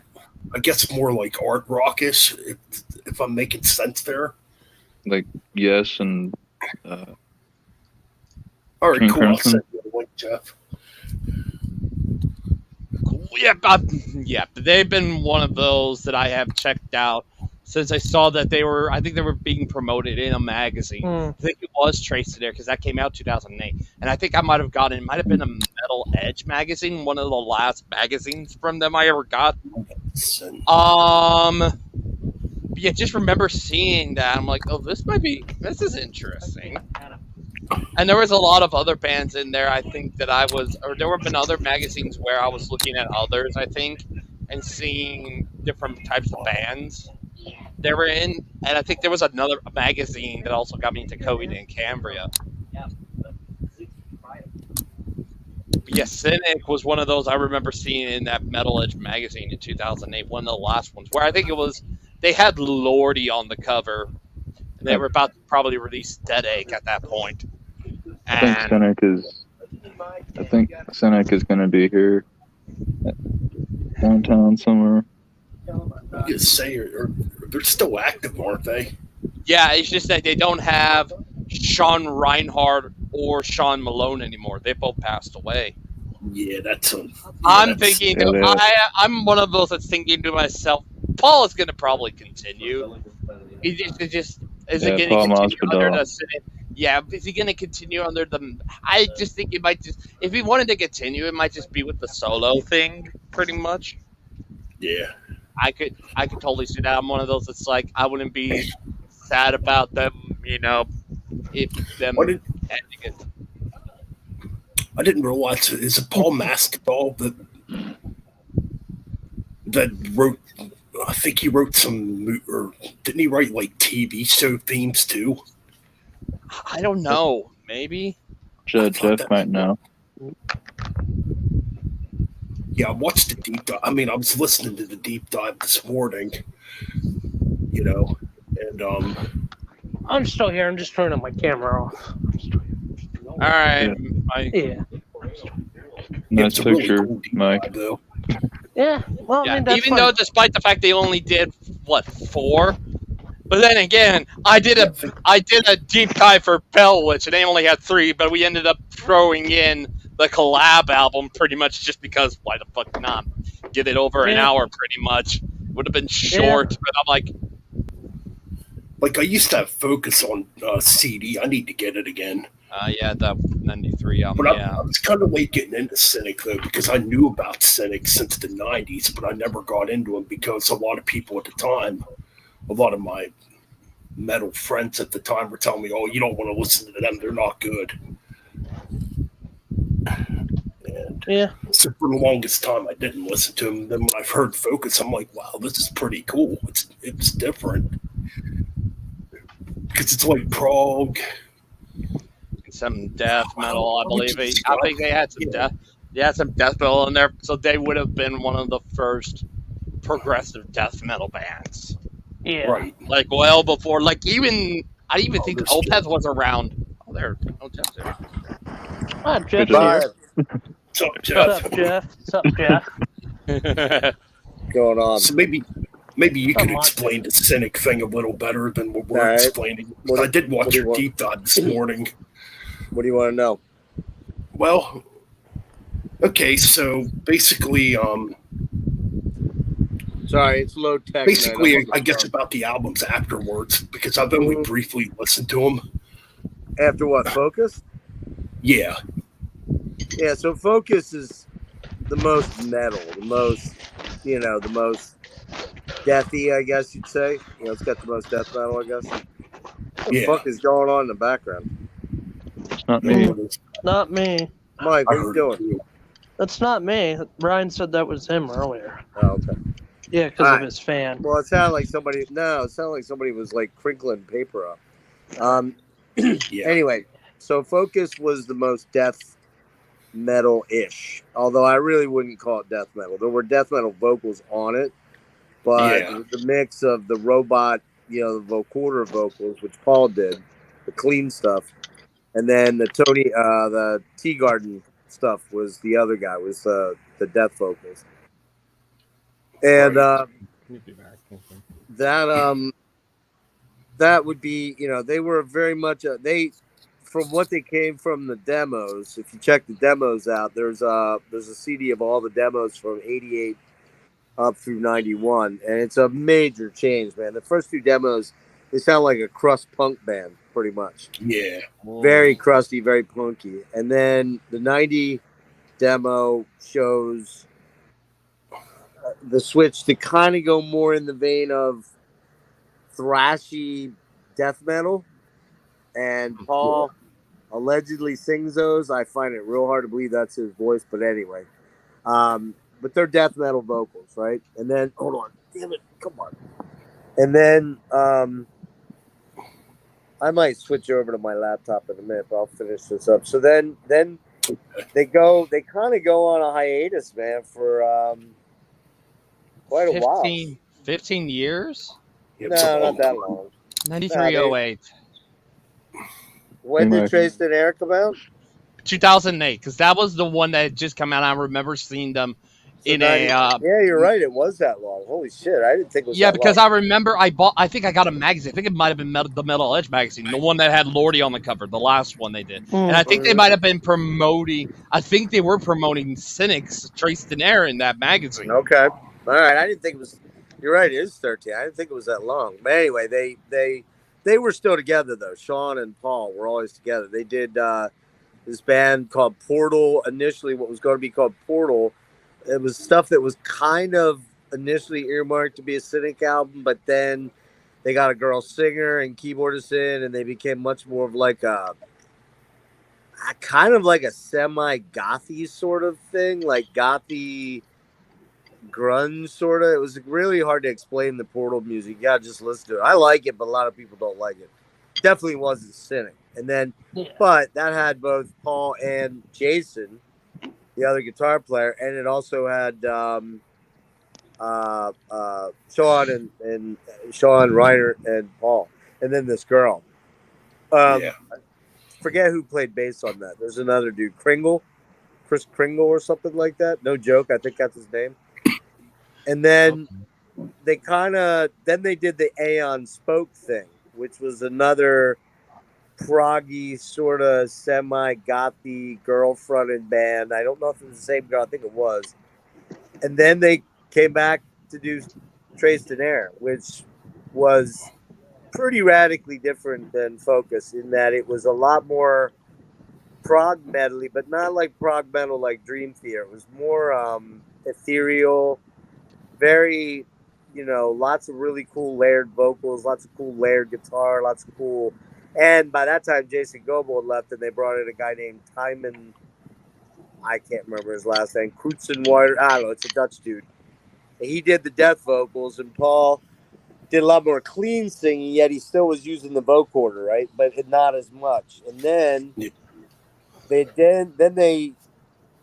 do Retrace, which is 4 reimaginings of Trace and Air songs, and then they do one new one called Wheels Within Wheels, which I pointed out. I think has to be an homage to Rush, because the song Natural Science has that part in it. He goes, Wheels Within Wheels in a spiral array. Oh, yeah. And why would you call something called Wheels Within Wheels unless you were listening to a lot of Rush? You know what I mean? So I think that was an homage. Sean loved Neil Peart, and I'm pretty sure Paul was a big Rush fan. And then they did this EP called Carbon-Based Anatomy, which had a song on it called Carbon-Based Anatomy. It was based on the Humanoid song, which was a Aeon Spoke song. And another one, I forget the name of off the top of my head, it's in my notes. That one's super cool. And then they kind of disappeared again for a while. And then they came back with Kindly Bent to Free Us, what was that, 2013, right? 14, I believe. 14, okay. And that was a little bit more rock-oriented, a little less proggy, a little more rock, but it still was pretty prog. And by that time, there was no death vocals. The death vocals were pretty much gone, and the vocoder vocals were gone. Paul was singing a lot of layered stuff. And then they kind of broke up again, or they got into a weird period where Sean Malone was working with Paul, but Sean Reiner wasn't, and they were having issues of some sort. I never did really go search out what the problem there was. I think it had to do with touring and not rehearsing enough, and Paul was doing other stuff. And yeah, Paul was writing jingles for TV stuff because he's out in LA. And then the two, within a span of 12 months, Sean Reiner dies of a heart attack, or so they say. I mean, I don't know if there was other stuff going on there. That's never come out. And then Sean Malone, I think he hung himself. I'm pretty sure, or overdosed, one or the other. And that was December of Wait, was it 21 or 20? 20. 20, yeah, 20. So they both died in the span of 12 months in the year 2020. Yeah. And I guess during that period, maybe even before, Paul was sort of kind of putting together ascension codes. And, I'd kind of forgotten how fucking incredible that band is. They're just like no one else. They just don't sound like anyone else. A lot of people try to copy them. I don't think they do it nearly as well. I think they just had a unique sound. I kind of, like you said, Brian, I kind of think Paul will carry on in some fashion, but the drummer he has, Matt Lynch, I think his name is, really killer drummer. They've got Max Phelps. Max Phelps is in there from Exist. And as I said last night, Exist wouldn't exist without the template that Cynic set down. So really killer band, and all of us big fans last night were nerding out really hard, and it's I think it's like almost exactly 4 hours, like 4 hours and 1 minute or something crazy. We yacked a little at the end, but we gave a lot of attention to those albums like we always do, Yeah, y'all took maybe 4 times more time than what me, Metal Tempest, and Brian did with Bellwitch. And us including the collab album, they have 4 as well. Ooh. Well, somebody's mic. But what? Somebody's is it mic. mine? Can't be mine. It's not mine. What's Not mine. It can't be mine. What did you say? I didn't hear you. Oh no, somebody's mic was just like going off and on. No, I think I got near the fan. It got louder when I got near the fan. Fair enough, yeah. Fair enough. But keep in mind, Ryan, though, we did the demos, we did Portal, we did both the EPs, and we talked about Gordian Knot, which were Sean Malone's band on the side, the 2 albums there. So we kind of almost ended up doing more like about 10 albums. We just didn't go into crazy detail on. I'm trying to think. Portal, we kind of talked about it, but didn't go crazy on it. And then who's the other one?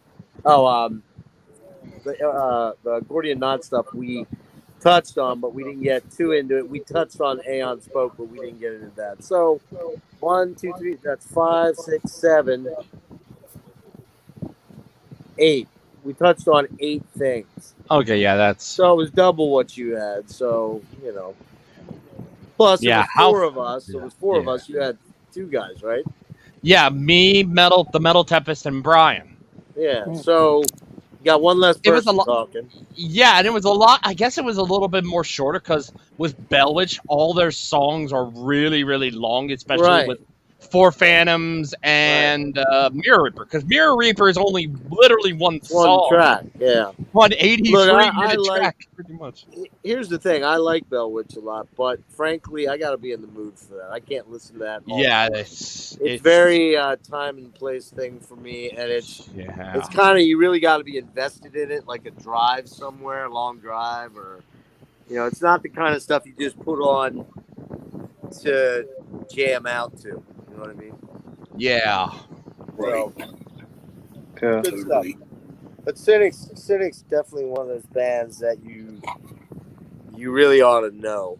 I mean, but they're not a death metal band. They never really were after 90, 91. They kind of turned into Proggy. I mentioned they could potentially be the first progressive death metal band.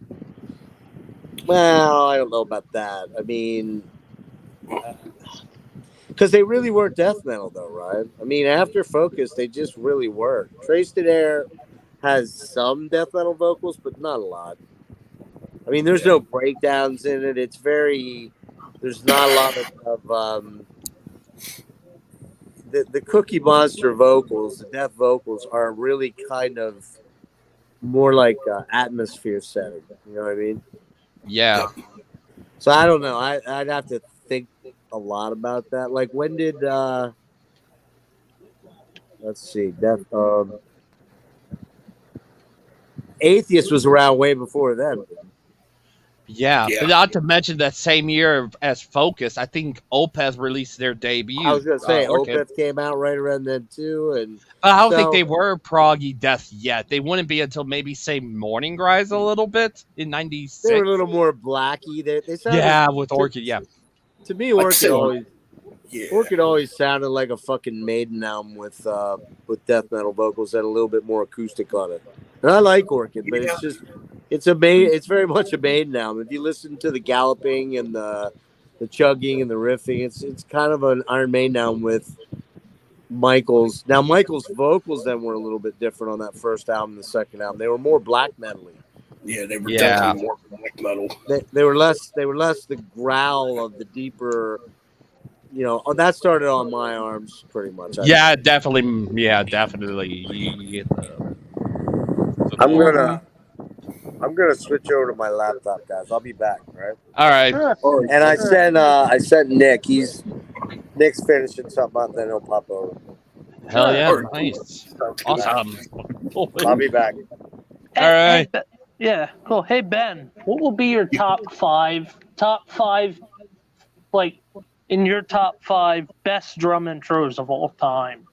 Like, what would your top 5 be? Oh, Painkiller, Where Eagles Dare, Over the Mountain. Ooh, 4 and 5. Let me think here. Ooh. What about? Oh, geez.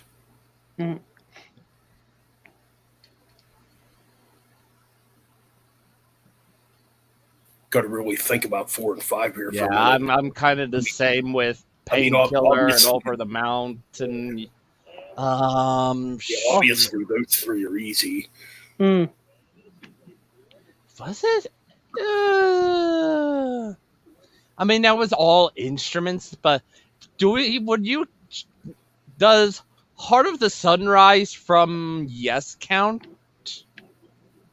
Because I know it was a kind of a drum intro, but it was more of like a music intro with everything there, with guitars and bass and stuff like that, and keys and drums were in there. Man, I'd have to listen to that song again. Because I remember Heart of the Sunrise had that. Then it goes into like a keyboard things and stuff like that. I kind of would count that in there. Okay, let me try and think of something. And what else is there? What was the other one you? There you go. What was the other one you mentioned? The Maiden one. Where Eagles Dare. Where Eagles Dare. Yeah. I'm trying to think. What about? Is there anything after or before? Oh boy. What about on self-titled? Well, don't think too hard. Here's a good drum. Okay. Here's a good drum intro. Skin on My Teeth by Megadeth. Here's a different Maiden one. I know this isn't that quite of a kind of that. It's not like Where Eagles Dare, but Run to the Hills had a drum intro. Oh yeah. Rust in Peace Polaris by Megadeth. That has a killer drum intro. Yeah. Here's my 5. Number 5, The Ides of March. The Ides of March by Iron Maiden, where Clive's going down the tunnel. What's up, Nick? What's up, Nick? Hey, Nick. What's up, Nick? Jeff switching over to his laptop right now. Yeah, we're just discussing our top 5 favorite drum intros of all time. Hell awaits. Yeah. We mentioned the obvious Over the Mountain from Ozzy and Painkiller from Priest. Yeah. Would you consider Raining Blood or an intro, a drum intro? It's just it. Yeah. I don't know. Boom, boom, boom. Yeah. I mean, to a degree. I mean, even Hell Awaits is, with a riff there too, but it's that stomping rhythm. Like it's a war march right out of the gate. Yeah. It's a great intro. Yeah, only Metallica one I could think of is Hit the Lights. But then it's also got guitar and bass coming in. Motor Breath. Criminally Insane too. That's right. Yeah. Yeah, that's right. I Criminally forgot about Insane. that one. Yeah. Yeah. Rust in Peace, Polaris. Rest in That's peace. got a really cool intro. Sacrifice. Yeah. Sacrifice by Motorhead. With I had mentioned, because I don't know if you count it as a drum intro, because it does have the guitars and bass in there, but the intro for Heart of the Sunrise from Yes on Fragile. Because I know it's a music intro, but it's like it does have drums in it, so you can kind of technically count it as a drum intro. I was gonna say Overkill. Yeah. Like Motorhead. I mean, you have that stomping D beat that's isolated right away. Then the bass and the guitars. God, what's that Boston intro with the ride cymbal going real fast and the kick drum going? I forget. Feels like the first time. That's the intro Foreigner. to that. It's Foreigner. That's Foreigner. Boston. Let me try to think Boston. Oh, Peace of Mind. No. Well, It's Peace off the soft side. it's the one before Peace of Mind, right? The instrumental. Foreplay? Foreplay. Foreplay. That had a Boston. Yeah. keyboard. That had a keyboard intro. Yeah. Yeah. So what are you guys getting into? Not much. Just Not figured I'd do a much. stream. Not much. Going Yeah, to we see were Metal Church on end of June in Reading, PA at the Reverb. So, yeah. Cool. We'll probably go over that one next week when it drops. Excited for the new Immortal too. Yeah. Oh yeah. This week was, I mean, it's going to be an interesting one just because you got a hype band that I have never heard, but it seems like everyone's talking about them. Sleep Token. Never Yeah, heard of I them. hate that band. I've never jammed them, but it seems like people are talking about them. Like, hey, you know what? Fuck it, I'll give it a whirl. And You wouldn't like him. surprisingly, I haven't even edited this one yet, but this Ghost EP, the covers EP, Ah, yeah. is Oh, awesome. cool. I was just, I think a few days ago, was just jamming to their cover of Phantom of the Opera, and I really liked it. They did a good job with that.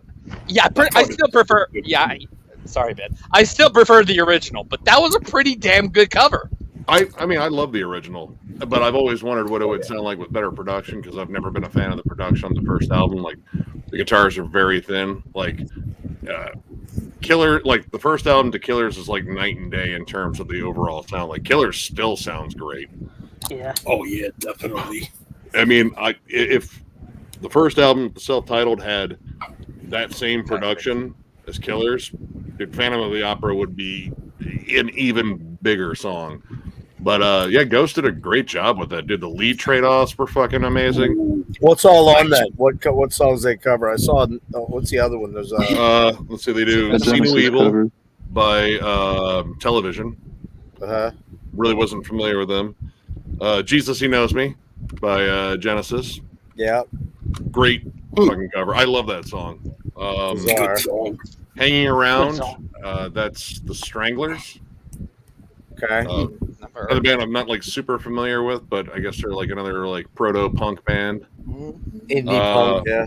Phantom of the Opera, Iron Maiden, Yeah. and We Don't Need Another Hero by Tina Turner. Wow. They crush it. That's- Honestly, like because I used to watch Mad Max Beyond Thunderdome a lot as a kid because that was relatively new. So it was on cable, it was rentable, and it was just really, kind of kick ass to fucking watch as a kid because everything's blowing up. People are fighting inside the Thunderdome. It's just, cool. And that song was constantly on the fucking radio, Yeah, constantly I on remember. fucking MTV. I dug it. So that EP already came out. Well, yeah, I got a guy. He knows someone. It's out tomorrow, right? It's out tomorrow. It's it'll be out tomorrow. Well, technically today. I might have to go grab Yeah, it. that's true. Yeah. It's worth checking out. Like the covers are just fun. They're just done for the sake of fun. It kind of captures all the different influences that Ghost clearly has, and I mean, they do metal up. Jesus, He Knows Me.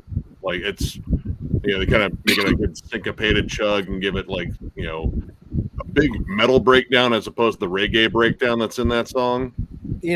I've seen that band 3 times. I think they opened for Maiden back on the whatever the last Maiden album was. I can't remember the name of it. What the hell was it called? Book of Souls. Book of Souls. No. They opened on that, and that was, they had that giant stage, and it was pretty, it was pretty elaborate production. I saw them open twice for Opeth and Mastodon, way back on. Yeah, what tour was that? The one with the. I always forget the name of that album. It's my least favorite album by them. It's the one after Crack the Sky. Oh, The Hunter. Huh? The Hunter. Yeah, The Hunter. Yeah. It's all right album. I can't remember what Opeth. Oh, Opeth were doing the.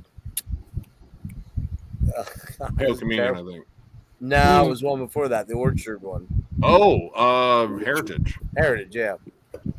And so it was kind of a, Mastodon was the heaviest band because, Opeth were kind of doing the mixture of the more proggy stuff, and they were priming their fans for the big letdown, more or less, Yeah. right? I saw Opeth when they toured with Catatonia for Heritage. I saw that one too. Yeah, Catatonia was amazing. But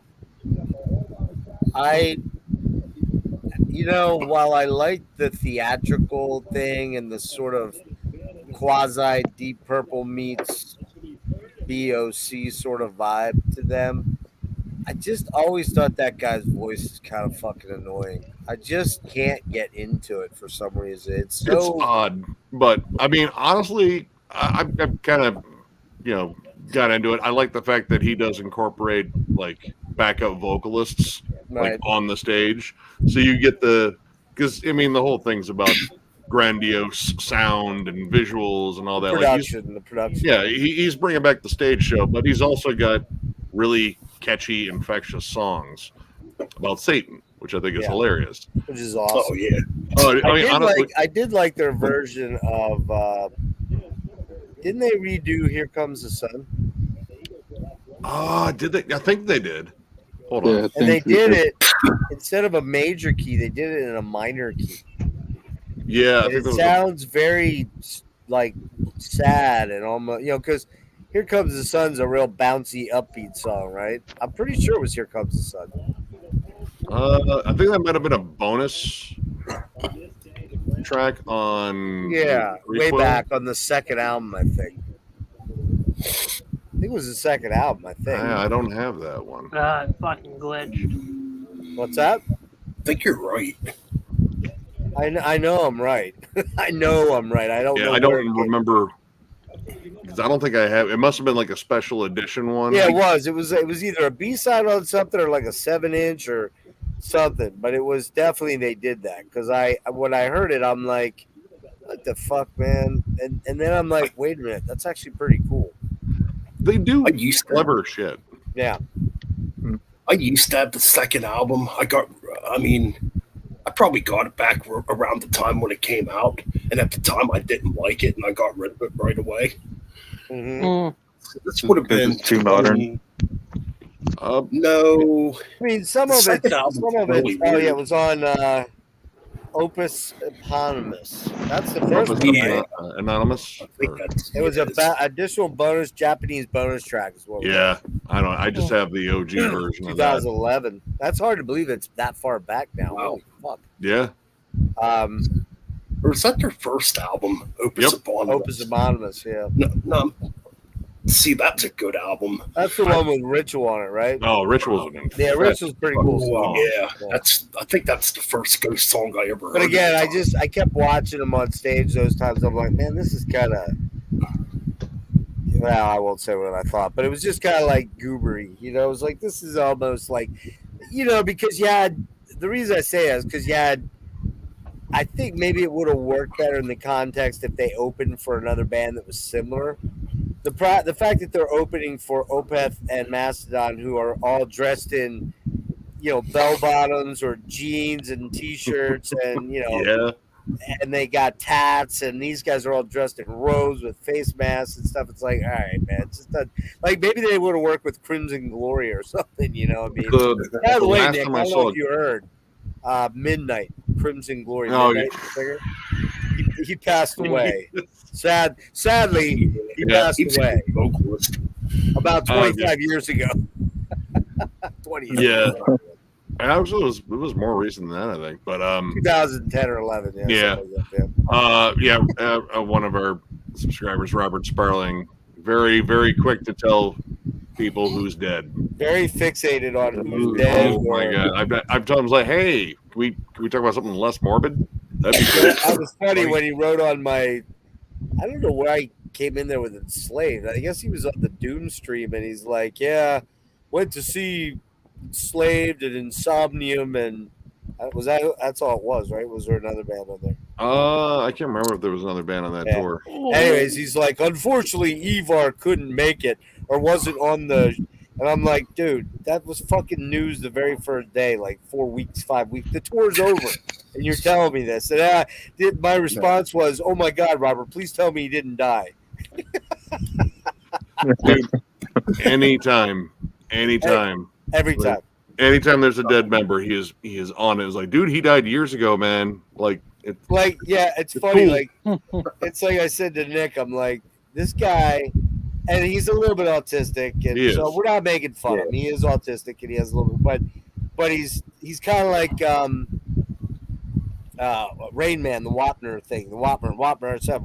Yeah. He just kind of does that. And the funniest part of it is like, for example, I forget why, but somehow I think it might have been when I did like the Queen deep dive or something. He shows up and tells me Freddie Mercury is dead. I'm like, dude, you weren't even fucking born when that happened. I was fucking like in my 20s. Like, get out of here, you know? I know that. Freddie's been dead since. Yeah, it's just hilarious. Yeah. Still got to check out your Queen deep dive. The Cynic one we did was fun. That one's good. I was watching that earlier this morning. It's a good one, man. We stayed fairly on topic and on target, and you know we talked about a lot of albums. We ended up talking about 9 albums essentially, with the Portal and the demos and the EPs and everything. It was 6 or 8. Yeah, 8. No. Yeah, those demos were a lot of fun to revisit, man. I really like, you know, that's like, you know, the side of Cynic you really just don't see, where just being more like technical but death metal. Yeah. Really, really great. I mean, and you could hear them get better with each demo. By big fucking increments. Like fucking, you know, Paul and Sean were unbelievably fucking talented. Jason too, Jason owned a lot of fucking killer solos on there. I think he was the main shredder at that point in time. I think Paul was more the rhythm, you know, sort of thing. But that was good stuff. I mean, we were Jimmy and I were talking about doing Alcest on Wednesday, but he just contacted me a little bit ago and said he can't. Alcest. What's that? I've heard about Alcest. Yeah. You heard about it. I saw Alcest once, and I was bored to tears. Dude, I thought they were fucking great when I saw them. I loved them. The frontman sang exclusively through his nose. Yeah, he does. He has a little bit of a nasal tone. Oh my god! And it's too shoegazy. Actually, go ahead, sorry. It's just too shoegazy for me. Like, it's just let's strum on this chord for the next 3 weeks and see what happens. Oh, now you're being a little over the top here. No, but I mean, all right, they were on tour with Enslaved, and yeah, dude, it's kind of a weird mix.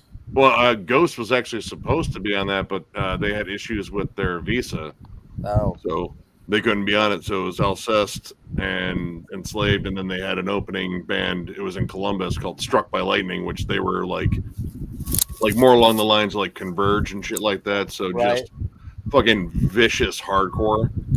Hmm. So it was a real mixed bag. But yeah, like Alcest, I don't know. I kind of took the energy out of the room. Like you just see people just kind of like swaying. They're very hypnotic. It's a very hypnotic and, like you said, shoegazy band. And I saw them with Anathema. They were in the middle of Anathema and Mammifer, which is Aaron Turner and his wife, the kind of Jeroni thing. Fuck is that noise? Is that a truck backing up? Yeah, Oh, it you sounds know like- what? That's outside my place. Oh, okay. I was like, fuck, there's like a truck backing into Ben's room. Yeah, that's how Trash it truck goes. backing up. But yeah, then they were cool with Anathema because they're kind of like Anathema. They have a similar vibe. But then the other time I saw them, they were headlining the Day of Darkness Fest, and that was a lot of different bands. I mean, there was Earth was on there. Earth, Frontline Assembly, D Krups, Alcest, Control Bleeding. Oh fuck, there was another one. Asthma Castle. Wow. It was like an all day thing. Like it was the say people do MDF, they wanted to do a more varied fest, like a varied and Alcest was the headliner. And then the next night, which I didn't go to, was Neurosis and Boris, and I didn't go because no wait, what the fuck was the deal? The night that I went was the night before was Boris down in Philly. So I saw Boris the night before, and then I went to that all-day fest. I was pretty beat by the end of that thing, man. That was cool, man. I got to hang out with Bill Lieb a little bit. It was kind of cool, and I met Dylan Carlson, I think his name, from Earth. I think that's his name, Dylan Carlson. He was cool. Yeah, so check this out, dudes. This is you heard of this guy Rick? You guys ever heard of Rick? Springfield? Dreadful Rick, yeah. Yeah, you know Dreadful Rick? Rick who? You know, I hear he makes really cool thumbnails and shit. That's what I've heard. But who needs fucking Rick? I'm telling you right now. Right now, take a look at that fucking look at that thing. Let me blow. wow. I'm gonna blow it up, man. Is that a fucking work of fucking art or Woo, what? nah. That looks fucking slick. Fuck Whoa, That's that's some cool freaking art. cool. That's fucking cool. Is that Anton LaVey? yeah. Andrew Lyles, close. Yeah, that's Wow. the dude. That's the dude I'm interviewing on Monday. You can take me off, Ben. He's I was gonna say, if you're- does if you're- like drone, ambient, weird, bizarro collages of sound. Some of it, haunting and eerie and scary, and other stuff very sexual, like very like almost borderline pornish mixed in with music. It's fucking bizarre. Jazzy, it's they call him I think like under Discogs or whatever, he's called a sonic manipulator or sonic experimental sonic sound crafter. So I called him Gonzo Bizarro Sonic Assassin. I want to see. I'm going to send it over to him here shortly and see what he says, because he's a fucking cool dude. He seems like he's super fucking British humor guy, like Monty Python-esque. Like just finds to take the. I love that guy if that's how he is. Like I think he is. So that's Monday, and then Saturday I'm doing Daniel Mensch because I want to get into. Of course I want to do my metal dudes. I'd love to get Paul on there. I just don't. I don't know. I'm not sure what happened there. I thought I had that in the bag, and then it didn't. It's not materialized. It may. Maybe if I make it to July, could get down to the show. Maybe it'll materialize after that. I don't know, but and I want to get Mike Scheid on too from but they're going out on tour like in 2 or 3 days. So I know that's not going to happen. So I'm hoping. I'm hoping. I told you this, right? Ben, the guy that came on, he's gonna pick me up and take me down and cover my ticket, man. He's like, nah, man, it'd be. I'm like, dude, you don't have to do that. He's like, no, man, be my honor, dude. Be my honor. I'm like, well, do I have to give you any sexual favors or anything, or is Not while he's driving. That's not safe. not while he's driving? Dude, I mean, honestly, like the kindness of fans, Oh yeah, it kind of blows me away. Like when we were at MDF, like one of the dudes that we ran into, like first day, it was like, hey man, I know you guys. Like he was wearing this hoodie, and I was like, dude, where'd you get that? And yeah, skinless, dude, love this man. But he told me where to order it, and he said, hey, I'm sorry, I'm gonna miss the second day of the fest because Carcass is also playing in town, and I really want to catch him. And then he says, like, tell you what size shirt do you wear? I was like, I mean, an XL. You don't have to get a shirt. It's like, no, don't worry. He got us like a bunch of Carcass shirts for like, yeah, me, Miller, and John. No we way. all got Carcass shirts. He's just like, yeah, because it was really cool. And thanks for putting on the fest. Yeah, man. It's cool. Yeah, it is weird. I mean, I've had it happen now at Decibel Fest. I had three for sure. I'm thinking there was a fourth cat, but 3 or 4 people like came up to me and they knew me. They're like, "Hey, man, love your show," and I'm like, "What? Like the first one, I was like, "What show?" Oh, it didn't dawn on me that I'd be known by being on YouTube. It just didn't faze me because I haven't been out much. You know what I mean? So that was kind of fucking cool. And Luke knew me from it, and that's wild. Yeah. So it was kind of fucking cool. I don't want to go everywhere and have people like at me. I don't want to go to a show and be like, yo man, that kind of thing. I don't want that. But most of them are cool. They're just like, hey dude, love your show or whatever. Yeah, that's generally we get. I mean, occasionally we get like some conversations and such, and that's cool too. Like, I mean, most of them, they're there to see the show. They're not there to fucking hang out with our loser asses. And it's like, yeah, I even say it's like, if the band's playing, we're locked in. But yeah, after that, man, yeah, I'll come fucking sit back and bullshit. Sometimes the bands fucking end up knowing us. Like that Gorod show, one of the bands of the bill, summoning the Lich. Right. They sound a lot like Black Dahlia Murder, and we didn't like eviscerate their album, but we weren't as kind about it because it sounded like Black Dahlia Murder, and they said like oh no, we knew you from the review. I was like, oh shit, sorry. Like no, actually, you brought up a lot of valid points. You weren't too harsh with the criticisms, but we actually took it to heart and worked on it. Yeah, so cool. The new stuff come out, we really put more time into it. So thank you. It was like, holy shit, I thought that was going to go south quicker. Hey Ben, why don't you throw a link at Frederick? Yeah, I can send him a link. The Zunkmeister. Anywhere. Maybe the Zunkmeister is shaving his mom's back right now. Or the other way around. Maybe his mom is shaving the Zunkmeister's back.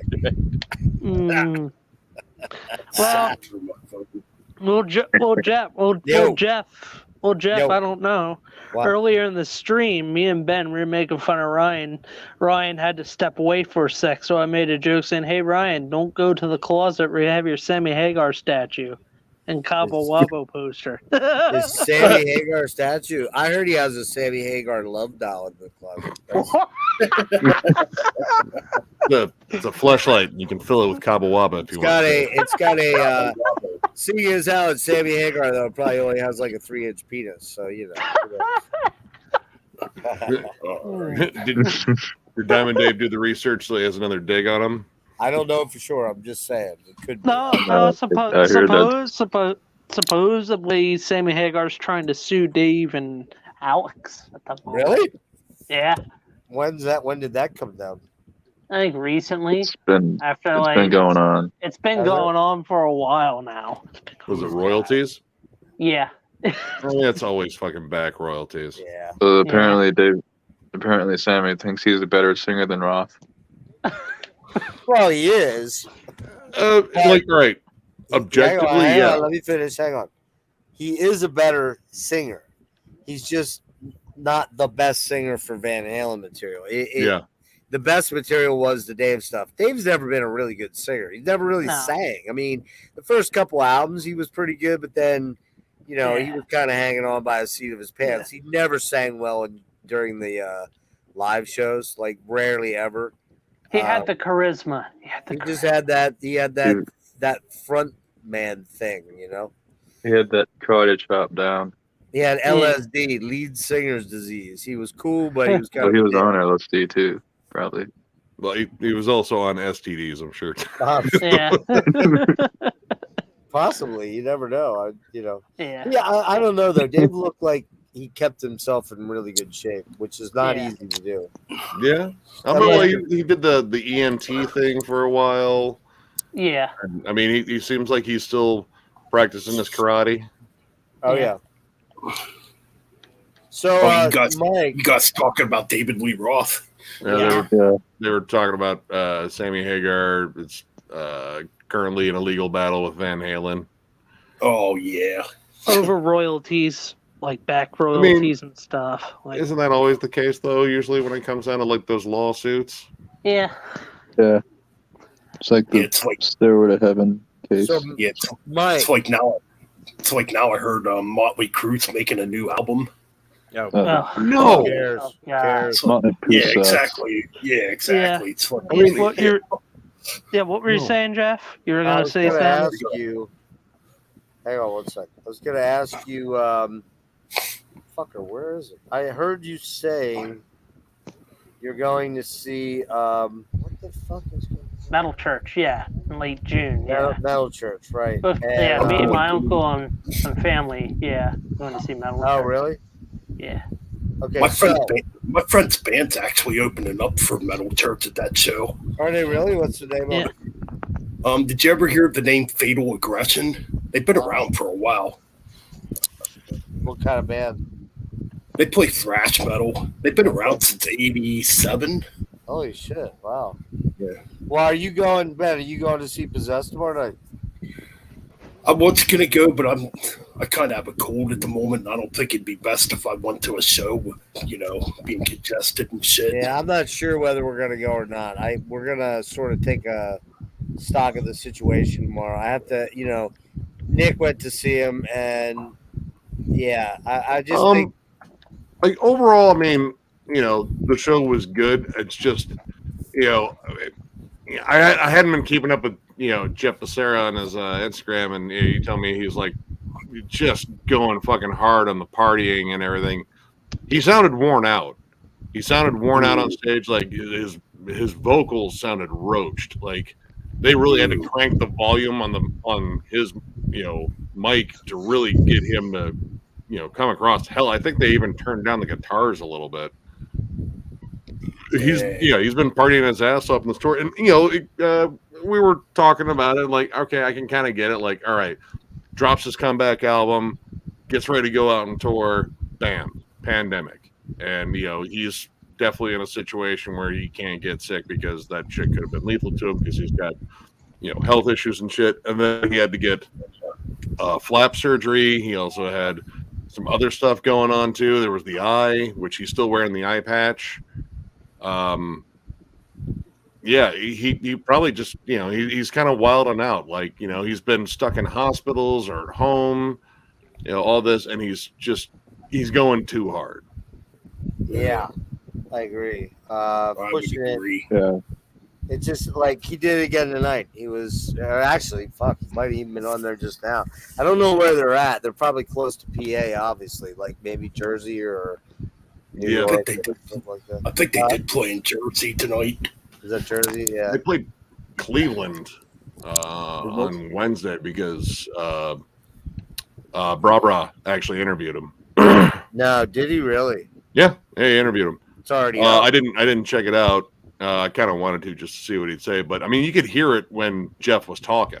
Like he was raspy, very raspy. Like he sounded raw. Like he went through the crowd, before the show. Like he was, meeting people. He was like super cool to everyone. He was letting the fans sing the songs too, which is probably a good break. He was high-fiving everybody.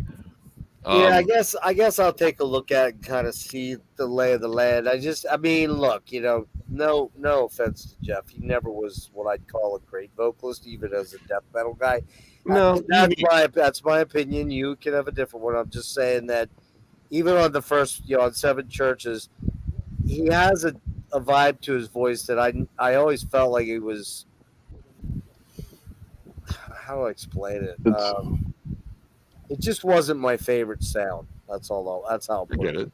So if I go and his voice is really roached, it's kind of like, well, but I hate to admit, I really want to see Uada. Really want to. Uada was good, They're but great like I live. said, 5 songs. Oh my god! And every song was like 20 minutes long. Now they're 20. Last night it was 10. Now they're 20. No, there was one at least. I know they played one track off of Jin, and I know which track it was, and it was like shit. What was that? 8 minutes long. Hold on. They're all in that. They're all in that 8 to 12 minute range. No, it might have been actually. Hold on, it might have been the 18-minute one. No. So is that the band that's opening up for Possessed? Yeah. Well, Don't you know one that? of them. Well, Okay. there's Black Mariah, which I is saw that one. Well, that's they're another band interesting. too. They have like a Western motif, but they're like melodic blackened death metal, like Wayfarer. Like Wayfarer. like Wayfarer and Dissection. Oh, that's interesting. Ooh. There were some good riffs. I ended up really digging them. Did you? I'm gonna have to check that out. They all had like cowboy hats and leather vests and. No shit, really? The front man was walking around outside, and we weren't sure if he was in one of the bands or just some weird like metal hipster, because he had a fucking giant buck knife on his fucking belt. He had a goatee, kind of looks a little like you with long hair. Yeah, he was kind of short. Yeah. I think that was the guy. I saw him on Jeff's live tonight. Yeah. Hey, I'm looking up. What the fuck's Brabra's channel name? I forget. His name, right? I'm just looking to see. Oh, there it is. Okay, 24 minutes. The Godfather of Death Metal discusses spawning the genre of Hell's Headbangers. He's already got 5,600 views on that thing. If I had Jeff Besser on, there'd be maybe 500. Unreal. I will say this. I used to be like in this Instagram group chat with him. Like it was like a group chat Xavier had made, and Jeff was one of them. And Jeff was interacting with a lot of us. Jeff does that a lot. He gets on his Instagram live and just talks to fans. And he's a cool dude. Yeah, he's a cool dude. I think we interacted with him once. Yeah, and that was here on YouTube. Back around the time when Revelations of Oblivion came out on my old channel, I did a review for it, and he commented under the comment section. Nice. He did the same for ours. Nice. Yeah. It was like holy, because I remember telling Trez like, "Holy shit, dude! Jeff Becerra found us." You know what's fucked up though? I've asked him like 3 times to come on my show, and every time it's yeah, and then he disappears. So I don't know. I think he's a bit. How do I put it? I think he's a very sincere, nice dude. I think he's a nice guy. He's a bit flaky, if that makes any sense. I mean, he probably gets sidetracked with all the other stuff that's going on. I mean, I get that. But if we go tomorrow night, I will probably hit him up and say, "Hey, man, when you're back home off a tour, let's do a sit-down proper interview," you know? And I'll get like maybe 500-600 views on it. And Bra gets fucking 10,000. Bra. I mean, you know what I need to do? I just figured it out. I'm so fucking smart, man. It took me this long. Well, hold on, let's not get ahead of ourselves. I need to reach out to Bra and say, "Hey, Bra, it's your number one fanboy right here. Let's get together. Let's have a powwow, Indian style. We'll wigwam it. We'll sit in the powwow. What's that called when you sit? Smoke lodge. Huh? Smoke lodge. Smoke lodge. And we'll do a rain dance, and then we'll do the smoke 'em if you got 'em dance, right? And my channel will explode up to like 8,000. I'll pass thralls probably in like 2 or 3 nights. I'm guessing. I mean, we could. That would be a bad idea. Why did it take me that long to figure this out, Nick? Is Discogs down? I don't know. Yeah, I think Yeah. so. I don't know. Yeah. I'm trying. Yeah, it's a page unavailable right now. Please try. That's again. happened to me before, yeah. That's weird. So Mike, you're going to see Metal Church. You're not are you going with Ben? I'm going with family. Oh yeah. Taking mom, Yeah. grandma? Nah, my I uncle's think he gonna said be his pick, uncle. my uncle Greg's gonna be picking me up, and I think it's me and one of my cousins is joining. Yeah, You gotta be Mr. Cool Guy, and if you run into Ben at the show, you'll just act like you don't know like him or I something was like last time. Yeah. Yeah. I'm kind Danny, of you curious gotta about go the that. new Metal Church. Yeah. It's What is the new one like? I haven't even heard it. There's 2 tracks out. I like the second single they put out more than the first one. It's good, yeah. It's a Dude's little voice is going to take a rough. little bit of time to get used to.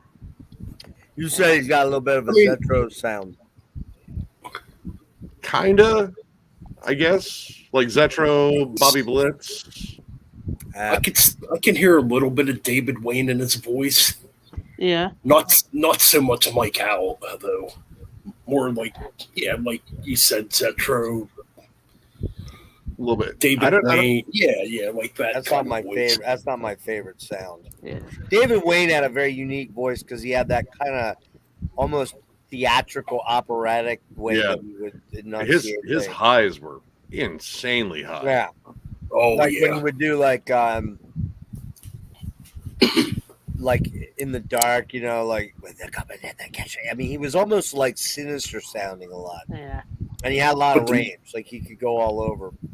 And when But the new- first, Oh, I'm sorry. well, I was just saying the first 2 tracks off the debut album, man, they're may not be a better pairing of 2 tracks back to back than those 2. I do like that album a lot. To me, it's like one big track in a way. The Just whole the way album, those you two mean? tracks. Oh, you Well, mean no, those no, 4 songs? Yeah. Yeah, just John the way Black they flow. The way they Metal flow Church. is so perfect. Oh man, I reached out to Kurt Vanderhoof's manager. Haven't heard back from them either, so I don't know if that's going to happen. When is that? When is that? When is the?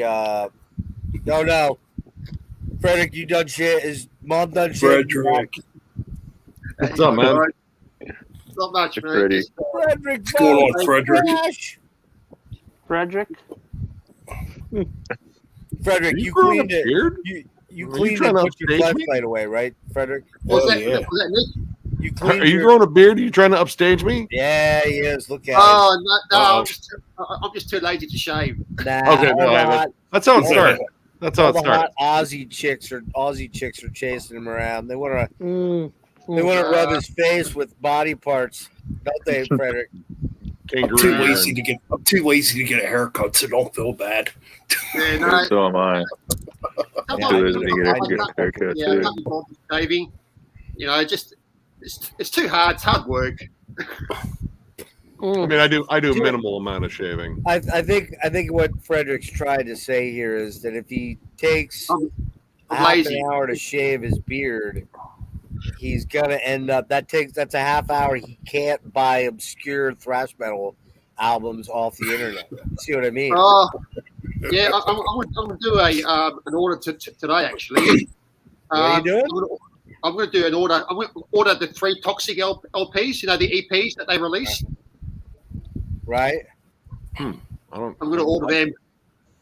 I still only own the new one, and I think that's it. I still got to get the other ones. Yeah, the EPs were Mike Sanders did one, and then the new vocalist did the other 2 EPs after World Circus. So See, I like that new Toxic album. I mean, it when I first listened to it, I didn't quite understand it because it's so out there. But on Yeah. like second and third listen, I liked it more and more. Mm. It kind of reminds me of like Strapping Young Lad, like circa Yeah. Alien. Like Right. very aggressive, very fast, and kind of wild in the transitions and shit. But it's pretty well done, and the singer they got definitely has the pipes to do that. I mean, oh yeah. I mean, Nick, you like Ghost, don't you? You like Ghost? yeah. Check out a band called Shadow. They're a new band, but they're like Ghost, but they're much heavier and weirder. So like Slipknot. No. They almost look like black metalish, gothic black metalish sort of. They've got the corpse paint and ghoulish, like Tribulation. You know, like Tribulation. Oh, I love Tribulation. Tribulation's amazing. It's sort of like that, but with ghost sort of stuff, and but they're very weird. They got their debut album coming out on an American label. I forget what the label's called, but you would like it. Fucking awesome. Better than Ghost. I gotta check that band out too. Yeah, I still have to go over the new Tribulation EP. They did the cover they did of Vengeance the Pact from Fire of Unknown Origin. Killer. They absolutely killed it. Even with the harsh vocals, but they mixed in some clean vocal harmonies in there. I picked up So what kind of music do they do? Ranger. Tribulation? Yeah. Tribulation's like, I guess it's kind of black metal, kind of goth rock. But it's heavy. It's very riffy. Lots of like guitar harmonies. It's dreary and mopey, but it's got like I don't know. It's like depressing Thin Lizzy at times. Yeah, it's the guy I from might have to Enforcer. definitely check that out. Yeah, if you like Enforcer, it's the guitarist from Enforcer. Yeah. He was also in. No, I think that dude left. Black Trip. Black Trip was really good too. Yeah, Black Trip. Yeah. It's like it's harsh vocals for the most part, but I mean these guys just know how to write a good hook, and again, like more gothic in terms of like the imagery, like not so much black metal. But the first album is vastly different than anything else because that one's the death metal album, and it's really fucking good. Like very thrashy, fast, aggressive death metal. Then they shifted over to the goth rock. Yeah, I could compare them to King Diamond. They're almost like a King Diamond-ish sort of band. A little bit. I mean, vocally definitely different. Who's this? Tribulation. Yeah, I have Down Below, and what was the one before that? Is it Children of the Night? Yeah, is that the one with like the phantom-looking things on the front? Kind of dancing. Yeah. I think that's Children of the Night. I like that band, man. They're pretty fucking cool. Dude, the one that's the only two I have though. Where the Gloom has sound. That one might be my favorite. What's cool about them is, man, they write some interestingly cool, unique riffs that kind of borrow from all the different genres. That you hear gothy shit, you hear deathy shit, you hear a little bit of black metal here and there, and then you get like these fucking almost kind of Down Under has some super unique sounding. They're just a unique band, but I forget where are they from. They're from Sweden. Are they from Sweden? Yeah, they've been around a while, right? They've been around. Yeah, the Horror came out in 2009. That was the first one. Okay, that's the death metal album.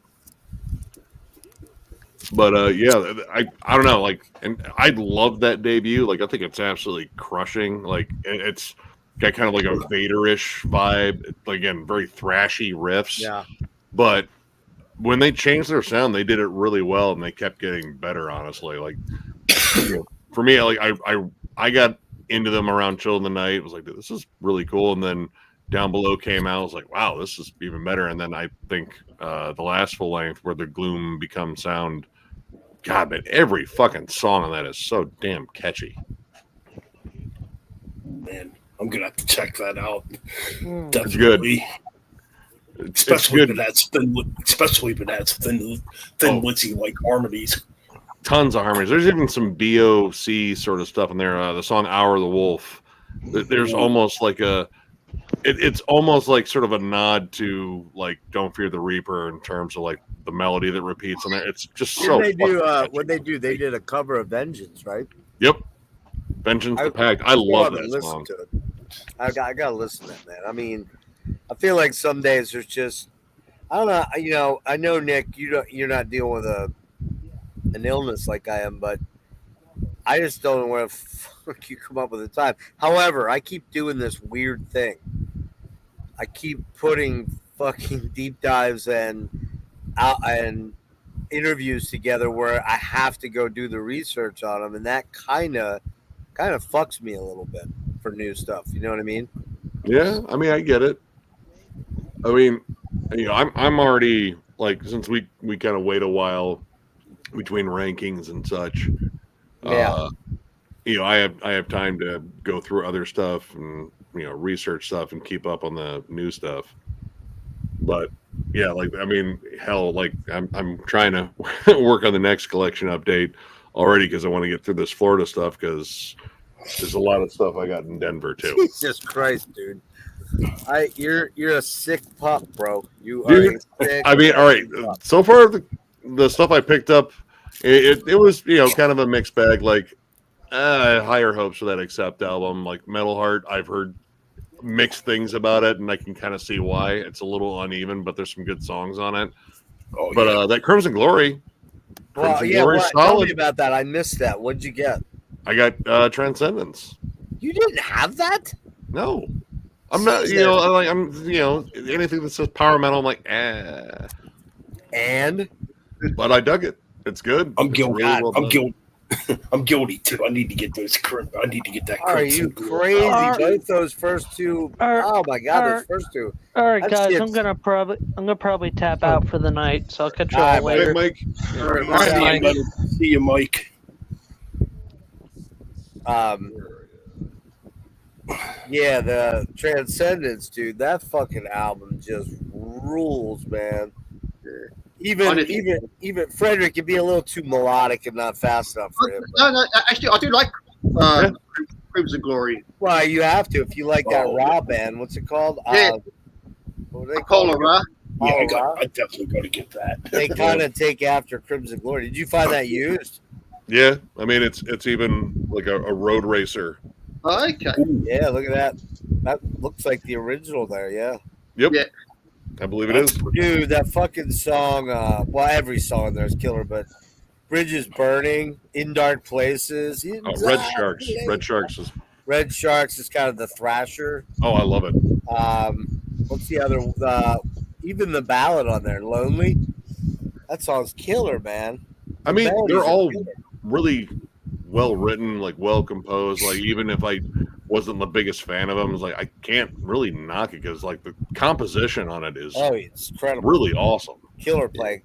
I thought I had Jeff Lords coming on for a while. He was there, and then he just disappeared. I think his mom had cancer, and he says he's the guy that has to care for him. But Oh. be in touch, and that was mid-March, so I don't think that's going to happen. And I'm not bugging him anymore. But and then the other thing about that was Kelly, I guess, told him he wants to talk to you about that. Remember, I played the one video, something Centaurus. Gods of Centaurus, I think, was what the name of the band is. That's his new band that he's in. They're kind of a Alice in Chainsy sort of, a little bit of a new metal vibe, kind of. Grungy. Yeah, grungier. And I liked it, but I didn't love it. And I guess Kelly made it sound like when I was trying to get in touch with him that it was all about that. And then the more he learned that I wanted to know about, Crimson Glory, he's like, well, I would have some very limitations on what I'll talk about with that. And I'm like, all right, cool. Just let me know what, I assume he didn't want to get into the midnight stuff and probably John Drenning's legal problems because the guitarist, the main guy that wrote most of that stuff on Transcendence, Nick, he got busted in a major coke ring. Major coke ring. We're talking like intent to deliver 10K worth of, yeah. So they ended up, I don't know this is back in 14, almost 10 years ago, but I think he pled out and he may have, I don't know if he turned in whoever he got it from or who knows. I don't know what the deal was, but So I have a feeling that was something I wouldn't have asked about that anyways. But I haven't heard from him since like March 15th, so I don't think I'm gonna. Yeah, Crimson Glory, I dug it. I thought it was really good. It was interesting having that and then Anal Blast. Oh Jesus! in the same collection update, which I didn't chance it on monetization. I was like, I can't say these song titles. I'm fucked if I say these song titles. Well, I can guess that they're all about the ass. No, they're all just vile. Like, I mean, all right, Anal Blast is essentially an anal cunt worship band. Yeah, I was gonna say. Oh no, wait. Oh, so they're not. It's not. What's his name? No, it's not Seth Putnam, dude. Actually, Anal Blast featured 3 members of Slipknot at given points. They had Joey Jordison was in there. Yeah, I was gonna say Paul Gray was in there. Paul Gray and Jim Root all spent time in Anal Blast. Interesting. And the album I have has none of them. But I tried to stay away from all the song titles. I was like, all right, track 6. We're not saying it, but yeah, that one has good stuff. Fuck, dude. I think Chris commented, "He's like, man, I want that band to play like my wedding." And I was like, dude, I want that band to play weddings. Period. And I want footage. I didn't know. I was honestly thinking it was Anal Cut, but I don't own any AC just because I don't know, Seth Putnam. Like I said, half the people said he was serious about all the shit he was talking about. Half the people said, nah, he was just a fucking lunatic. Maybe it's a little bit of one, a little bit of the other. But yeah, I mean, AC musically, it like never really appealed to me. It was mostly just about, all right, how offensive can they get? And yeah, I mean, I had to reference them. It's like the only thing this band didn't do in terms of Anal Blast was call Chris Barnes a pussy. When did Putnam die? Does anybody remember? Oh, it was like 2012, 14, 12. It was late 2000 or mid 2010s or early 2010s. Yeah, the only thing I know about them is that one video of them playing in that like parking lot sort of thing, and there maybe is like 40 people there, 25, 30 people, I don't know. And it's 2011. Yeah, it's old video camera footage, like camcorder. It's really bad, man. It's really fucking terrible. That's the only thing I know about them. I just never had an interest to get that deep into them, And their longest song's probably like 35 seconds long. I don't know. Is it really? Yeah. Oh, I don't know. But if you watch Death have a 2-second song. So. Oh, is it 2 seconds? I thought it was like Nuclear 1 point something because. Yeah, you suffer. Anytime someone says like, "All right, gun to your head," you have to say the words to. You have to sing the words to one song. You have to get right or you die. Which one do you choose? But this is what he tells. Like, no, it's "You Suffer" by Napalm Death. I survive. Oh yeah, Nick, I got a question for you. So, what do you think about the Cavaliers re-recording "Bestial Devastation" and "Morbid Visions"? All right, most of the time, I'm generally kind of against that because I mean, generally. Most bands, they get it right. Like I know, like production sometimes. Oh, we didn't have like the productions. Like yeah, but you played the songs well, and yeah, I mean, the production's generally like kind of a second tier thing. But this one, like Max has some like legit reasons to want to do it because like, dude, our guitars were out of tune. We barely knew how to play. It was rough. Yeah. The production was absolutely awful. It was too raw, very raw. But very raw, primitive black metal. He's got a chance to go back and breathe some life in this. Like, hey, we can actually play shit in key, and we have someone willing to fucking mix this thing and still make it sound raw because it looks like he's going with Arthur Risk again. And is he? Yeah, it seems like Max and Arthur Risk have a solid relationship. I think from what I heard, in terms of like rumblings from Amadeus, his son, like I think they're getting ready to work on new "Go Ahead and Die" material too. Ooh, that should be good. I like to see Cavalera. I liked the track that they put out, and it's like, dude, it sounds raw, it sounds heavy. I know Max, I guess he's like he doesn't like the sound of his own voice. Like, nah, you still got the roar. It just, it sounds rougher. I think he sounds better. I think he sounds better now than ever, to be honest. Would you rather have it be a Sepultura album or a Cavalera album? Sepultura. I would have put the Sepultura name on. I mean, there's legal ramifications there, unfortunately, because technically, I think it's Andreas Andreas and Paulo probably that own the name. Yeah, I think so. I mean, Derek might have a bit. Yeah, a little bit probably. Yeah, but because I was looking at reviews on the EP and the album that's being released, and a lot of people don't like it because they think, you're fucking up like two classic records. I'll be honest, like, all right, I appreciate it for what it is, like in terms of like. I mean, it's kind of one of those albums that kind of galvanized the whole like Brazilian extreme metal movement, like that in Sarcophago. But I mean, it really wasn't like that well done. And I mean, granted, they were kids. Yeah, like they were like super fucking young. But they were like 15 or 16. Yeah, everything they kind of got wrong in there, they kind of got away with it's kind of like the punk spirit of it. Yeah. But I don't have an issue with them reapproaching it. Like, they have to call it Cavalera again because of legal reasons. I'm sure if they could call it Sepultura, they would. Yeah, I thought I'm sorry. Go ahead, Frederick. Yeah, because I was thinking of buying them, on vinyl, but I kind of like the older versions, the OG versions. I have them.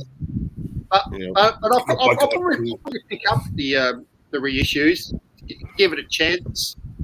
Yeah, I mean, if he's got the same lineup that he's been touring with, like I know he's got the bassist from Soulfly who's also in the absence, but he's got Daniel Gonzalez in there who's been playing in Possessed and Gruesome. He's also played in Absu too. Like Daniel Gonzalez is like a hell of a talent. I mean, I just saw him and dude can fucking play. Oh yeah, he's good. So I mean, yeah, if he's got a chance to do it with like that lineup, and this is probably special between like he and his brother too. Like Igor probably even wants to like reapproach this. Like it's like I barely knew what I was doing. His drum kit was essentially comprised of like busted up drums from different kits for that first album because I mean they didn't have money for that shit. No. Yep. Especially that time too. Back in Brazil, they weren't rich. They weren't rich. They had to do what they had to deal with. What recording they had to do in their bedroom. They recorded it in their bedroom.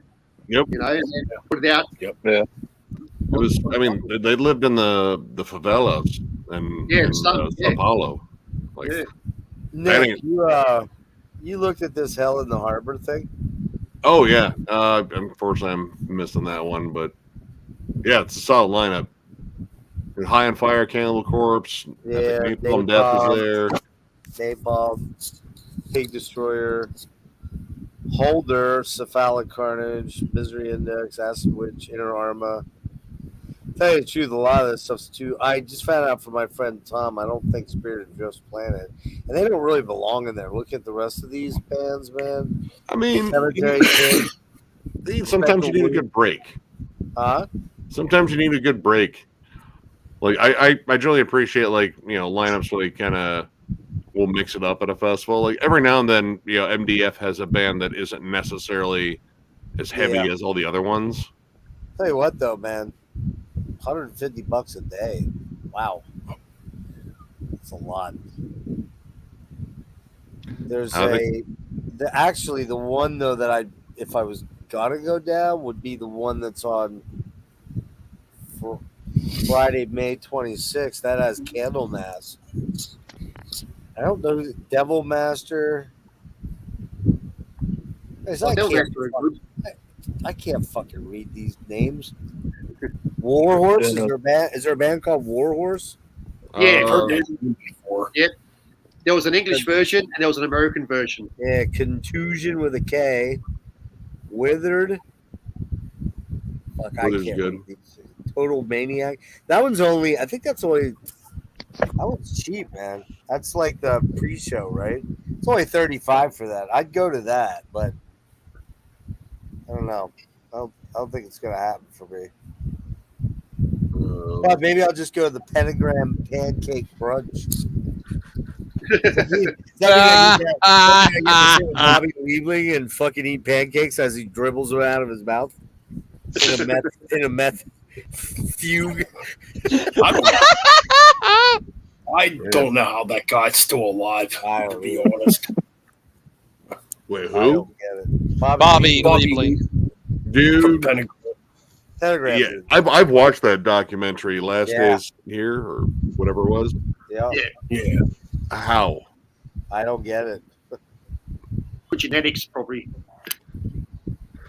I do not Yeah, get it. something Man. else. Right. It's kind of sad when you see him. I mean, he's, from what I understand now, he's kind of backed up, but I think he's still using. I could be wrong, but He's also got like some mental shit going on Oh, too. yeah. Like deep, like seated some craziness in there. All right, Nick, are you going to this? BT Bam, thank you, scientists and rivers of Nile. No, I think we're missing BT Bam. Man, the BT Bam controversy right now is. Yeah, that's ugly. Oh, dude, fucking Dusty Waring, the other guitarist, the one that's not Paul Wagner. The chubby dude, right? Yeah, kind of smaller. Yeah, he may got a chick drunk and fucked her at a show, and there's text messages that are not looking good for him. So the band told him to stay home. Yeah, and I don't even know who they got as a replacement guitarist. But yeah, I don't think that's going to end very well. Where'd that all come out? Apparently, it happened on their tour for Automata 1, which hold on here. Is this recent? Is this recent stuff or what? It was something that recently came out, but it was probably around 2018. Oh wow. Yeah. Not cool. Sounds like a decapitated sort of thing again, kind of. Well, although decapitated were exonerated. Innocent. Yeah, they were innocent. I don't think this one's innocent. Like this chick put up some very damning texts. Oh, really? Yeah. It does not look good for Dusty. It paints a picture of a not great character there. Like rape? Like I said, more like sexual assault, I think. Sexual assault. I mean, all right, no, I mean it was alluded to that they definitely fucked. But how consensual it was, like I said, she was blackout drunk and he was feeding her drinks. Oh man, dude, that's right. That's right. If you don't consent, that's right. Yeah, sure sounds like it. Unless hang on a sec. Hold on one sec. I can find out. Hold on one sec. Unless she said yes in the beginning, and then she got drunk, and then she forgot all about it. Yeah, can I speak to Donald Trump, please? Hey, Don. Hey, it's me. It's Jeff. You're good buddy. Hey, when you raped that E.G. and Carol lady, did you ask for consent or did you just spray your jizz all over her dress? I told her to email me. Okay. Oh, you never met that woman before. Okay, yeah, but your DNA's on her dress though. It's the weirdest thing. It's a straight. Oh, somebody planted it there back in the 80s. Yeah. Wait, you know what's really weird though? You mistook her for your wife Marla. You realize that, right? Oh, anyways, hey, back to this other thing. So if you feed a woman like roofies and drinks and then you fuck her and she doesn't say it's okay to, would you say that's rape? Oh, you wouldn't. Okay. Yeah. Well, all right. Thanks, ex-prez. There you go. Don says no, it's not rape. So there you go. Well, I think honestly, I think it's going to cost Dusty his job. Oh, it sounds like it's absolutely going to. Yeah. I mean, dude, like when we found out, we ended up hanging out with Shred, and we talked about it, and like Shred was like, "Man, as shitty as it sounds, I'm not that busted up because if it was Paul Wagner, I would be crushed because like that's one of his like favorite prog guitar dudes. Mm-hmm. Because I mean BT Bam, I mean, the core members are like in terms of like a lot of the songwriting, it's Paul Wagner and Tommy Rogers, the frontman and keyboardist. Right. But yeah, he's the tall, skinny one with the long hair. oh, that's Paul. Yeah. Well, no, he cut off all his hair now. Oh, did he really? Yeah, Tommy Rogers is actually Tommy Rogers has longer hair than him. They were always big Rush dudes. Rush, Dream Theater. Yeah. But they also like one of the reasons why I love BT Bam is they were probably the first prog band that actually brought in extreme metal influences in there. I saw him open for Mastodon on Leviathan. They were good, man. But his vocals, though, he had a little bit of the screamo vocal in him, and I didn't like that back then at all. He's changed his vocal approach quite a bit. He's got a very unique singing voice. Even his growl is kind of odd, but he makes it really work. And like after Colors, like they really started to embrace like. What year was Colors? 2007. Oh yeah. When was Leviathan? 2004. What album did they have out around then? That would have been Alaska. Yeah, I think that's what it was. Yeah. Alaska's a good album. That was a big change. Unique band. They got chops for days. I've seen BT Bam like 8 or 9 times. Every show is like jaw dropping. Like you're just kind of blown away by the amount of talent, especially when it consider like the song structure is wild. Like it's everything in the kitchen sink. Like one of my favorite songs is Ants of the Sky off of Colors, and Lily, it is genre hopping to like a next level. Yeah, it's insane. Like you go from thrash metal to like flat out death metal breakdowns to like pub music, like like almost kind of like folky Irish music to a big kind of doomy, almost Pink Floyd breakdown. It's wild. So, like Nick, did you know? Probably knew this. Did you know Godflesh is touring U.S.? No. September. Ooh. Wow. I'm just now reading this, I think, statement from Dusty. If I can read this, it says, I have recently been made aware of allegations from 5 years ago, which were posted this weekend on Reddit. I do not condone non-consensual sex and have never acted without consent in any part of my private life or maliciously taken advantage of anyone. These allegations have come as a complete shock, having dedicated my life to being of service to people that need help in many forms of recovery. I will therefore be taking some time to spend with my family to focus on maintaining my several years of sobriety, which will include sitting out the Parallax 2 tour. With the exception of this statement, I will be dealing with this matter privately with my bandmates and discussing any future action with my lawyer in order to protect myself and my family. Thank you. And that sounds like a lawyer prepared statement. Yeah, sure does. Look at Sure does. The text messages, and also like 7 years of sobriety, because it seems like he was drinking that night too. So I don't know if the timeline lines up. I mean, that seems like it was kind of implied that he was also drinking. Not that isn't like that's not an excuse, but in terms of him saying 7 years of sobriety, we're like, I don't know about that. Yeah. Could be that, or someone is trying to wrongfully frame him, maybe. Like I said, it's possible that could be another thing of where someone wrongfully framing him. This one brought up receipts, like screenshots of his messages. It's got his face on it, and she also has, because she didn't go to that show alone. She had friends that tried to like pull her away, like listen, this isn't going to end well. Yeah. She went over the whole story. I mean, it seems pretty legit. Like, again, who knows what could come out? No one's been absolutely convicted of anything here, but the optics are bad, like real bad. Yeah, that is. That doesn't sound good. If there's weird enough, I went over to my brother-in-law's, and we were talking about guitars, and we talked about Dusty, and he was like, "Man, I gotta, it sucks. I finally got my Paul Reed Smith that he wanted. matte finish, this really cool fucking green and kind of yellow blend. Like it's really awesome.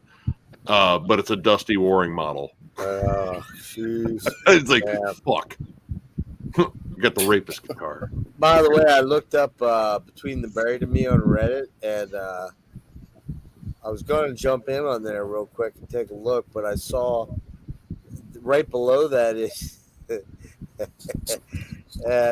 right below that is Between Them Titties. Oh well, that seems like that's what you're gonna look at later. Below that is Between the Legs. So there you go. Between the legs. Apropos, it sounds like. Right? Between them titties, Ryan. Are you checking out Between Them Titties right now? No, I'm looking at all. Trying to see if I can go along with this. Where'd you find these text messages at? Were they on Reddit? Oh too? no, it was all over all the metal rags, like big write ups, and they had screenshots of everything. It was about as you remember when At the Gates' last guitarist got yeeted from the band for all the weird pervy shit he was texting and shit? No. Oh yeah, those are cringy too. Yeah, really? Yeah. There's a link to the whole fucking thing, and it like I say, if you read the text, you're like, oh. Does he sound like he's trying to cover it up then after the fact? Like, oh no, I didn't, that kind of thing. Does she accuse him? Does she accuse him? Oh no, she accuses him. Oh, she does. Oh yeah. In the text, and he dances around. Well, in the text, like she seems more like, wait, what happened? Because she, like I said, she was blackout drunk. So out of it, yeah. Like I said, it doesn't look good. That's a weird one, dude. That's a weird one. That's Nick, if he gets evicted, how many years of jail would he serve in America? I don't know. Depends on what the crime is. If it's rape, the problem with rape is you got to prove. Now, if those text messages are that, if they're real, you can determine if they're real. They just go into the metadata. They can find out where they came from. What I was going to say is if they are, what's the word? Damning, I guess. And they deem it as a non-consensual sexual assault. That is maybe a third or second degree rape, and you could be looking at a couple of years in jail. Yeah, because here in Australia, it's 14 years for sexual assault. And I'm going to say something right here, right now. No pussy in the world is worth that. Nope. Because here in Australia, there's a mining. We've got mining here in Australia. One miner raped a co-worker. He got a drunk. Yeah. So he got convicted. So he could serve like 14 years in prison. Wow. I don't have a problem with that. I think that's pretty good. Might even be actually a little bit lenient. That's when you act physically upon another human being. The only thing I would put as far worse than that is child molesters. That shit right there. Those people. Yeah, I don't stand for that. I could honestly say just fucking waste them all. Yeah, because they don't change, man. They should have it cut off. Roll Paris, Michael Jackson. Well, and Michael Jackson had a lot of money to. Liberace is a known pedophile. Gary Glitter is a known. I thought Liberace was just closeted. Liberace was gay. Yeah. So I don't think he was a pedophile, but like flaming. Liberace was a dick though, because anyone that tried to call him out on the literal truth, he's gay. We see him with men, fucking smooching up. Yeah, he's gay. He would sue whoever said that, whatever publication did that, and he would drag them through fucking court for literally telling the truth. Yeah. Yeah, that was Liberace's tactic. Like he would. There was a lot of creepy dudes. I remember. You guys know the band Japan. Richard Barbieri was in Japan. So their manager Simon, he's something three words, three name, Simon something or other. He absconded to Thailand with a shit ton of their money and ripped them off of like millions. And he went to Thailand for one reason, so he could be with little Thai boys. And he lived with all these young 15, because he had money, like crazy money over there, right? And he built like a mansion and everything, and then he would have little Thai kids come in that he would fuck around with. Those dudes right there, man, they The just worst. don't change. They don't get well. They never do. They always end up battling it and falling back into it. And I get it; it's an illness, but it's a sick, perverted, twisted. When these people do this stuff to these young kids, it destroys them. Yeah, And I have a good friend of mine who, her best friend's son worked at a small little summer job working at a pharmacy with a very, very wealthy family who had owned a couple of pharmacies, not like a chain, private pharmacies around here. And he one time had the kid come over to his house, do shit on his pool, got him drunk, got him high with weed and stuff, and then fucking basically raped him. And the kid was so traumatized and everything that he didn't tell his mom for the longest time. And then it went on a couple more times. He'd go over and he'd drink and he'd I don't know how much at that point the kid was participating willingly or unwillingly, but I think he was the guy had sort of a mind meld on him. Just had that kind of control over him.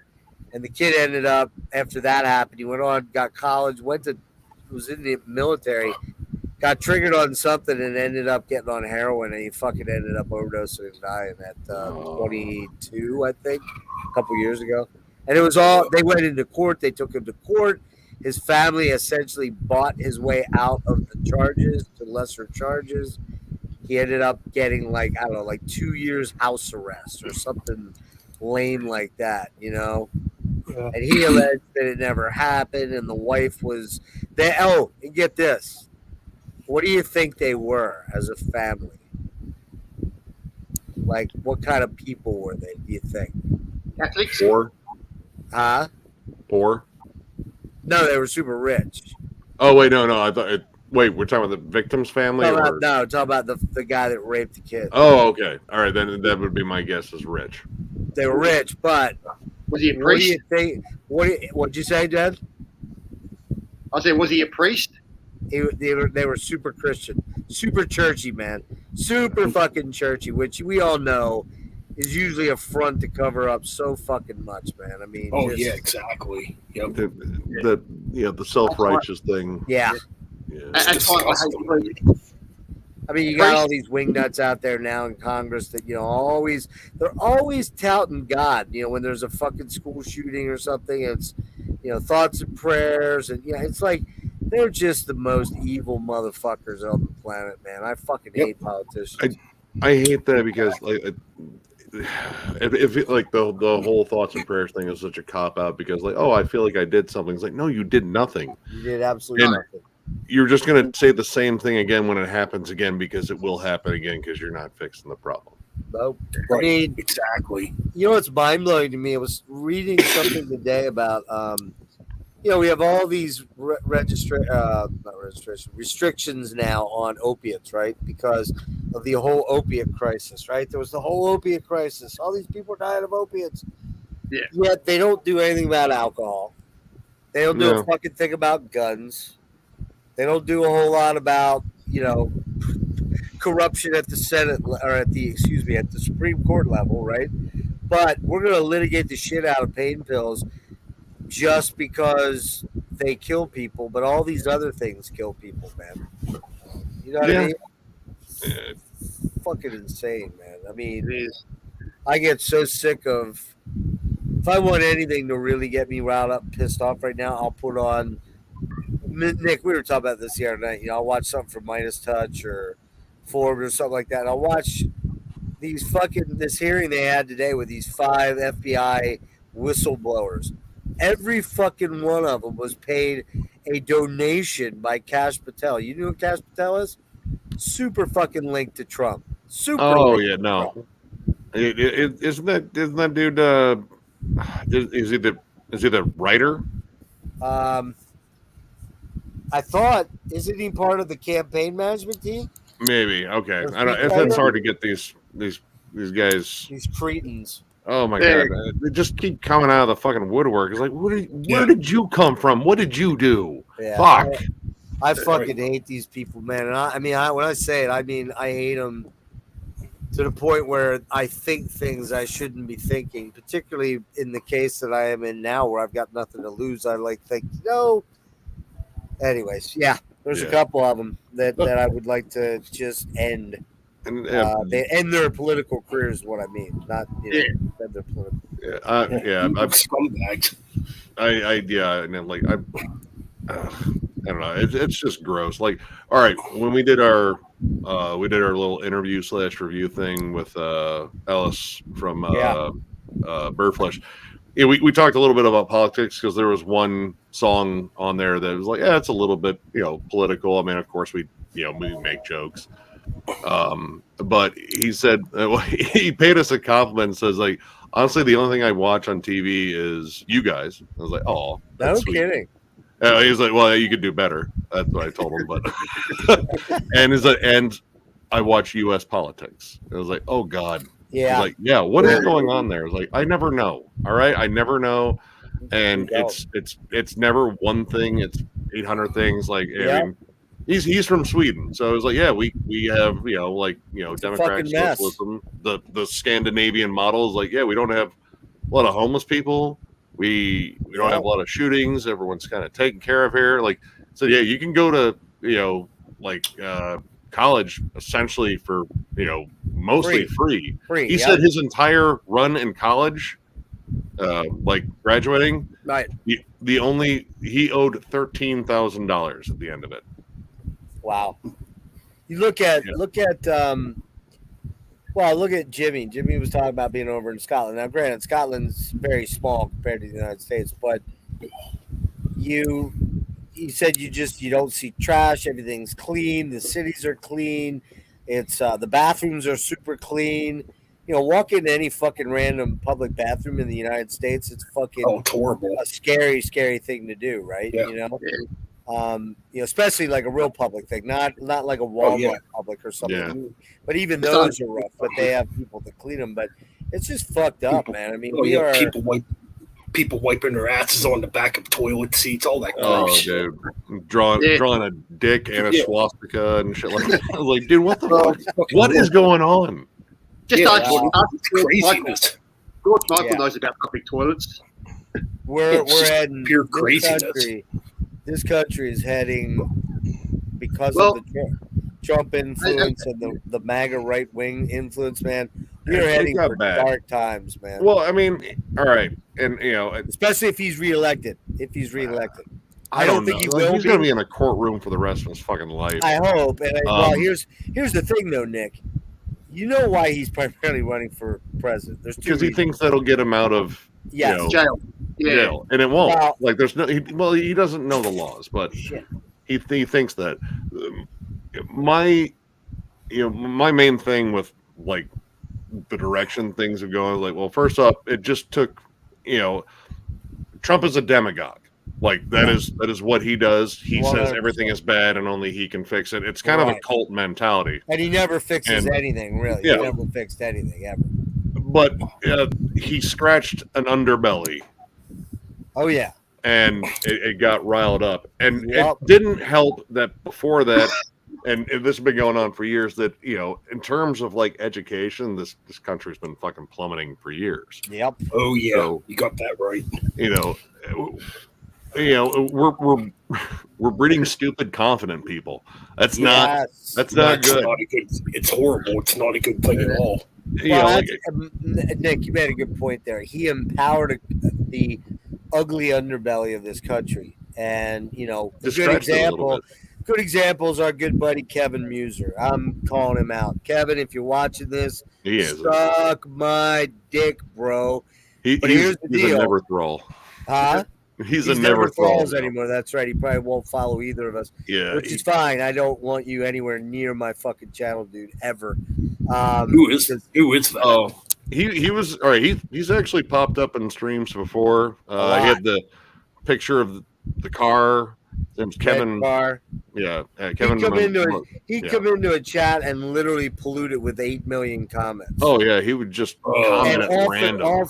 Off the tangential weird shit that you're like, what the fuck, dude? We're not, it's just. I don't think he was all there, or maybe he was like drinking when he showed up. I don't think he is. Yeah, he said some shit about Jeff's daughter, his non-biological daughter. That's okay. And that he went after Lauren. I kind of remember. Was like, yeah, man. And then I was ready to go to fucking battle, and I talked to all my buddies, and they're like, "No, don't do it. Just don't, because you'll lose your channel." And I knew that. I knew I'd lose the channel, and it's the other reason why I don't engage with that other dude, Ben, the other dude. Because I know what's at stake, and then, well, I didn't have to do it though, because he finally came around and he put a comment on my thing. I reported it. He got removed, and I don't know what happened with him. I don't know if they contacted or whatever, but he ends up on Nick's stream, or no, not a stream. He commented on review. Or a couple. He commented on a couple of things, like he had like the long-winded goodbye, because he was like something. He commented something completely unrelated to whatever we were doing, and it's like, hey, you know what? I know what you said about Jeff's daughter, and I've seen the screenshots, and that don't fucking fly with me. So I would not hang out here unless you are prepared to be berated. And I think you know how I operate. So yeah, this is great. So I got them here. I'll read them. They're just too fucking funny. I gotta read these. These are classic Nick right here, man. He came to my rescue and kept it relatively low key, but totally destroyed. So Kevin Muser, bitch tits, I call him. So question for you, Nick. I'm going to see Obituary later this month.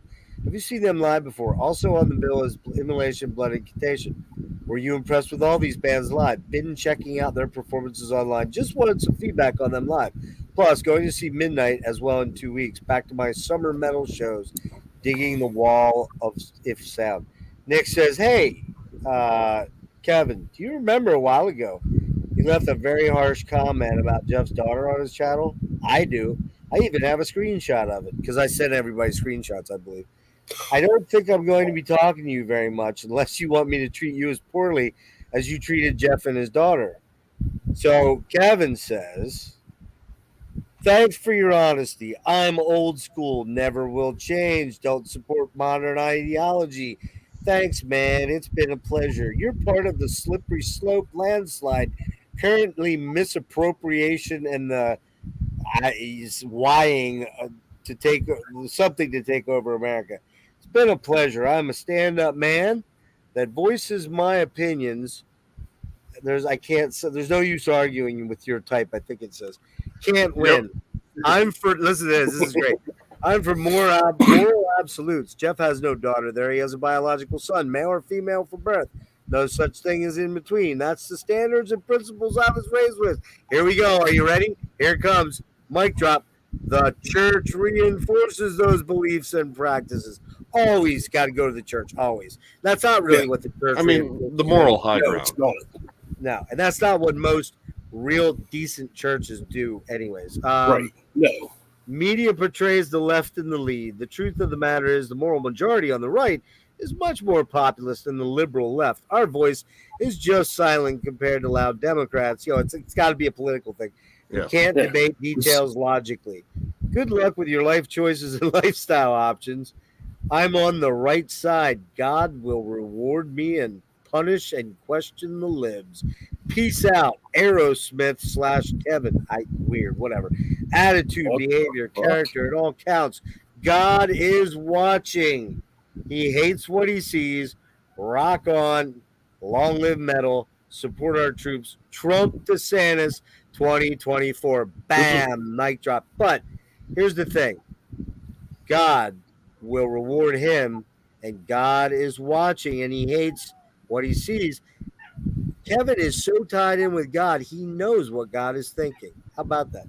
Nick says, I don't care what excuses you make. Bigotry is a garbage mentality, generally supported by people that aren't that bright to begin with. Don't hide behind the church either, because if they were cool with it, so would you be. You're a MAGA bumper sticker, apparently, so don't even bother with bringing up character, since your joke of a mascot has none. Also, stop liking your own comments. It's sad.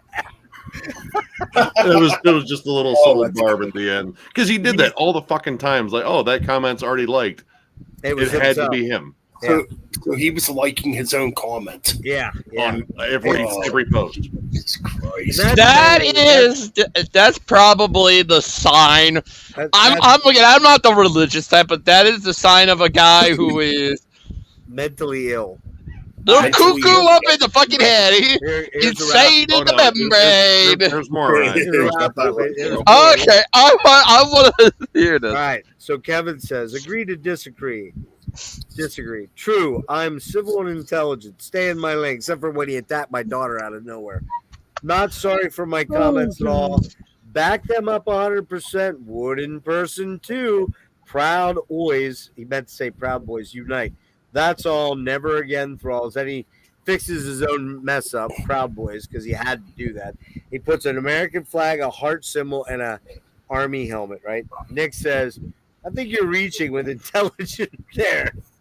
And civil for that matter, since you don't have any issue with saying the shit you do. Maybe I should take a page out of your book, which is probably a coloring book, and just say you're a complete fucking tool. No offense, though. No offense, though. Just speaking my piece. Blah, blah, blah, blah, blah. I don't treat bigots with respect since they don't deserve it. Proud Boys are a fucking joke, and it didn't take long or much to bring them down. Luckily, they're all so fucking stupid they can't shut up about themselves, so at least that makes them more visible. And then the final one, he had to get one more in. He says, have a great summer, bro. Enjoy it to the fullest. You're a good dude, just misguided. See ya in 2024 when the Republicans turn this around. MAGA. That's all right. All this shit was just to my one response about him talking shit about my daughter. Yeah. He wrote these all at the same time. Roughly. Yeah, he had to get, and he had to do the MAGA thing. And I'll tell you, this is why I hate Trump. This is why I hate people that like Trump. They're a fucking cult, dude. They're a mega cult. Nick says, finally, legit, the worst thing you could have done was commented more. You should have known by now how I treat trolls, scumbags, and detractors when they get shitty with me or my friends. The fact that the concept of irony is completely lost on you when you called me misguided, but you're a bigoted maggot with far-fetched delusions you can't back up is astounding. If you keep commenting, not only will you boost the algorithm, but you'll allow me to debase you further. So if I were you, I'd delete your comments and never come back. I mean, that's a friend being a friend right there. I was being nice there. Like I've said, yeah, you were being shittier things to you were being civil. But you also knew that you wanted to try to keep it highbrow, which you don't. Well, I mean, because it's about your daughter too, and I'm not trying to like drag Lauren into this. If you got really dirty, Nick, he would probably ended up.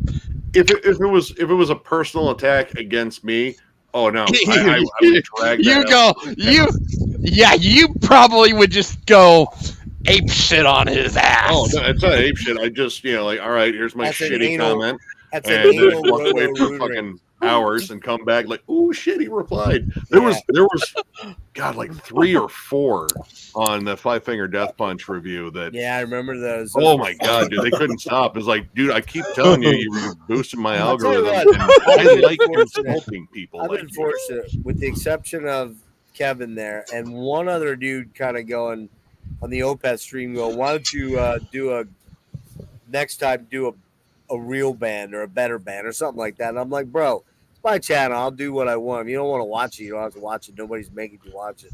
Okay, dude, don't get so touchy. I think that was his response. You know what I would think? I wouldn't be surprised if Kevin Muser is hanging out with those pieces of shit, Toilet and Travis. Nah, he probably is.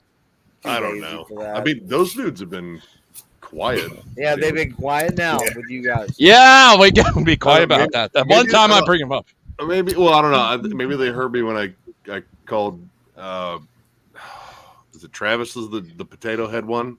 Yeah, That's the rats. I said he was like, yeah, man, he's a fucking you tell him, Steve Dave, like that. Because they came into my one chat. Gatekeeping, the gatekeeping thing. No. Later, this is later.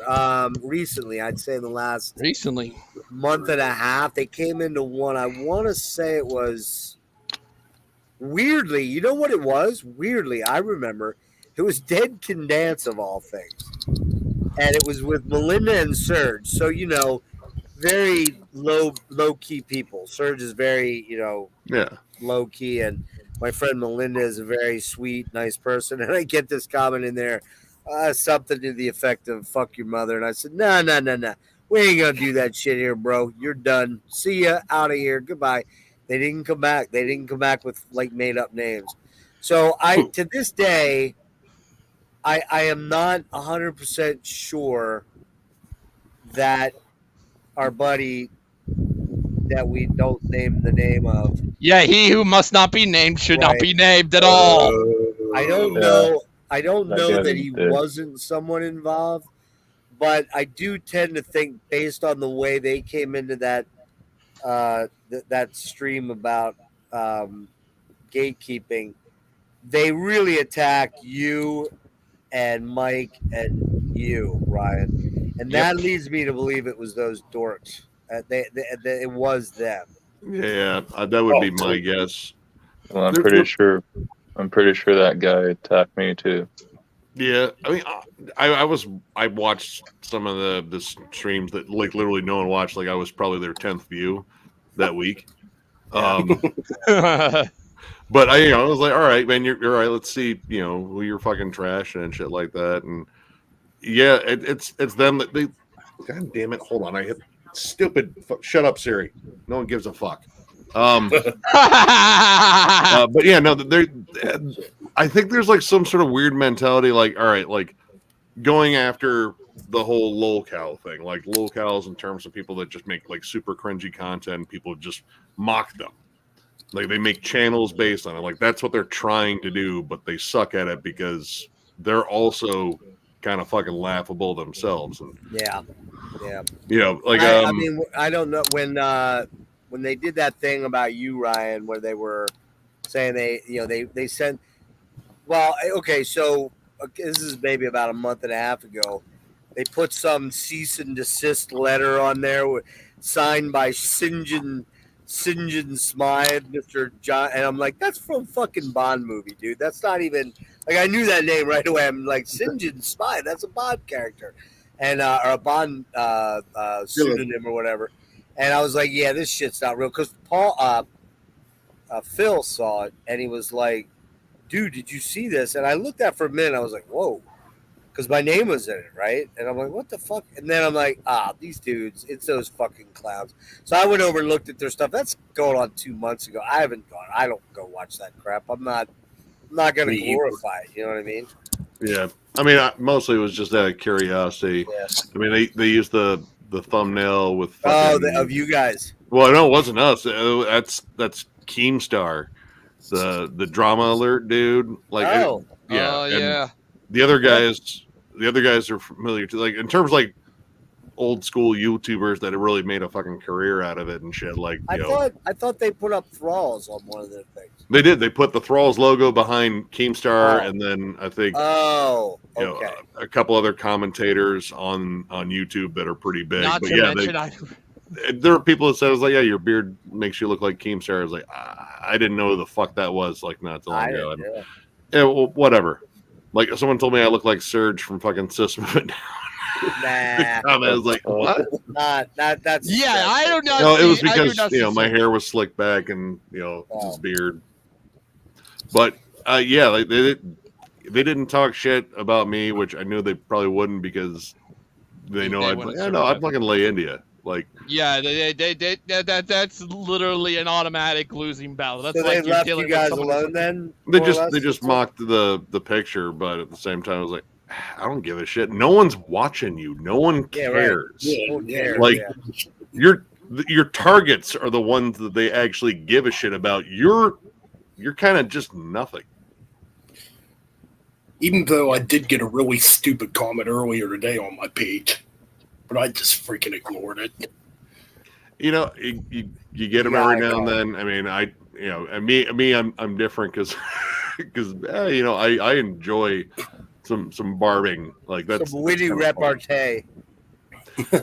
I mean, I just mostly, like, you know, I kind of gauge what I'm kind of dealing with. Like, whoa. Again, the Five Finger Death Punch one, like, they ain't that bright. So I was able to get away with saying a whole bunch of shit, and they're like, I don't know what that means. Like, yeah, it's because that probably involves reading. Exactly. I think Frederick's getting his back. Good comeback. I think Frederick's getting a sponge bath right now. Well, hey, I'm actually going to jump off because it's I got to dip out. 3:30 almost. Going on. Yeah. But thanks for having me on again. Always good. Yeah, no problem, man. Yeah, I gotta go to. Nick, I'll Same. let you know what's going on about the death thing soon. Yeah, hoping just to have need to know, that- like, times and shit too. What's that? Yeah, mostly I just need to know, like, times I'm supposed to be available, and I think it's going to be 7:00 on the 27th. okay. But I'm really not 100% sure right now. I think I did that thing where I kind of extended a lot of invites, and now I'm not sure who I talked to. So I gotta hit a bunch of people. I know Jimmy's out. He said that last night. Yeah. I gotta check with some other dudes, and I was kind of hoping I'd hear back from Luke when I sent him a bunch of, like, dark ambient and ambient suggestions. I haven't heard anything. So what I might do is just say, hey, you're probably not interested, but, you know, Kev's going to be in it. If you want to pop in for an hour and leave, give us your opinion. That's fine too. We can sort of stop what we're doing, let you kind of go on about the stuff you want to talk about, then bail or whatever. And I was kind of hoping to see if I could get Max to pop in at the end and just talk about what it's like to sing those songs, what are his favorite songs, favorite albums, stuff like that. Maybe 30 minutes from him or something. But we'll see how it goes. Yeah. All right. Peace I'm out. gonna catch y'all later. I'm right. getting sleepy. Yeah, I'm gonna roll too, guys. All right, Thanks for having me, man. I'm the I'm gonna- same. Yeah, we're all out here. Yeah, later. Yeah, later, Ben. Yeah, later, guys. Later, guys. I can't get out of here. How comes I can't get out of here? Oh, there it is. Oh, See you, good. Ben. All right, take care, man. Bye, buddy. Take care, bud. You too, brother. Oh, shit. I missed it.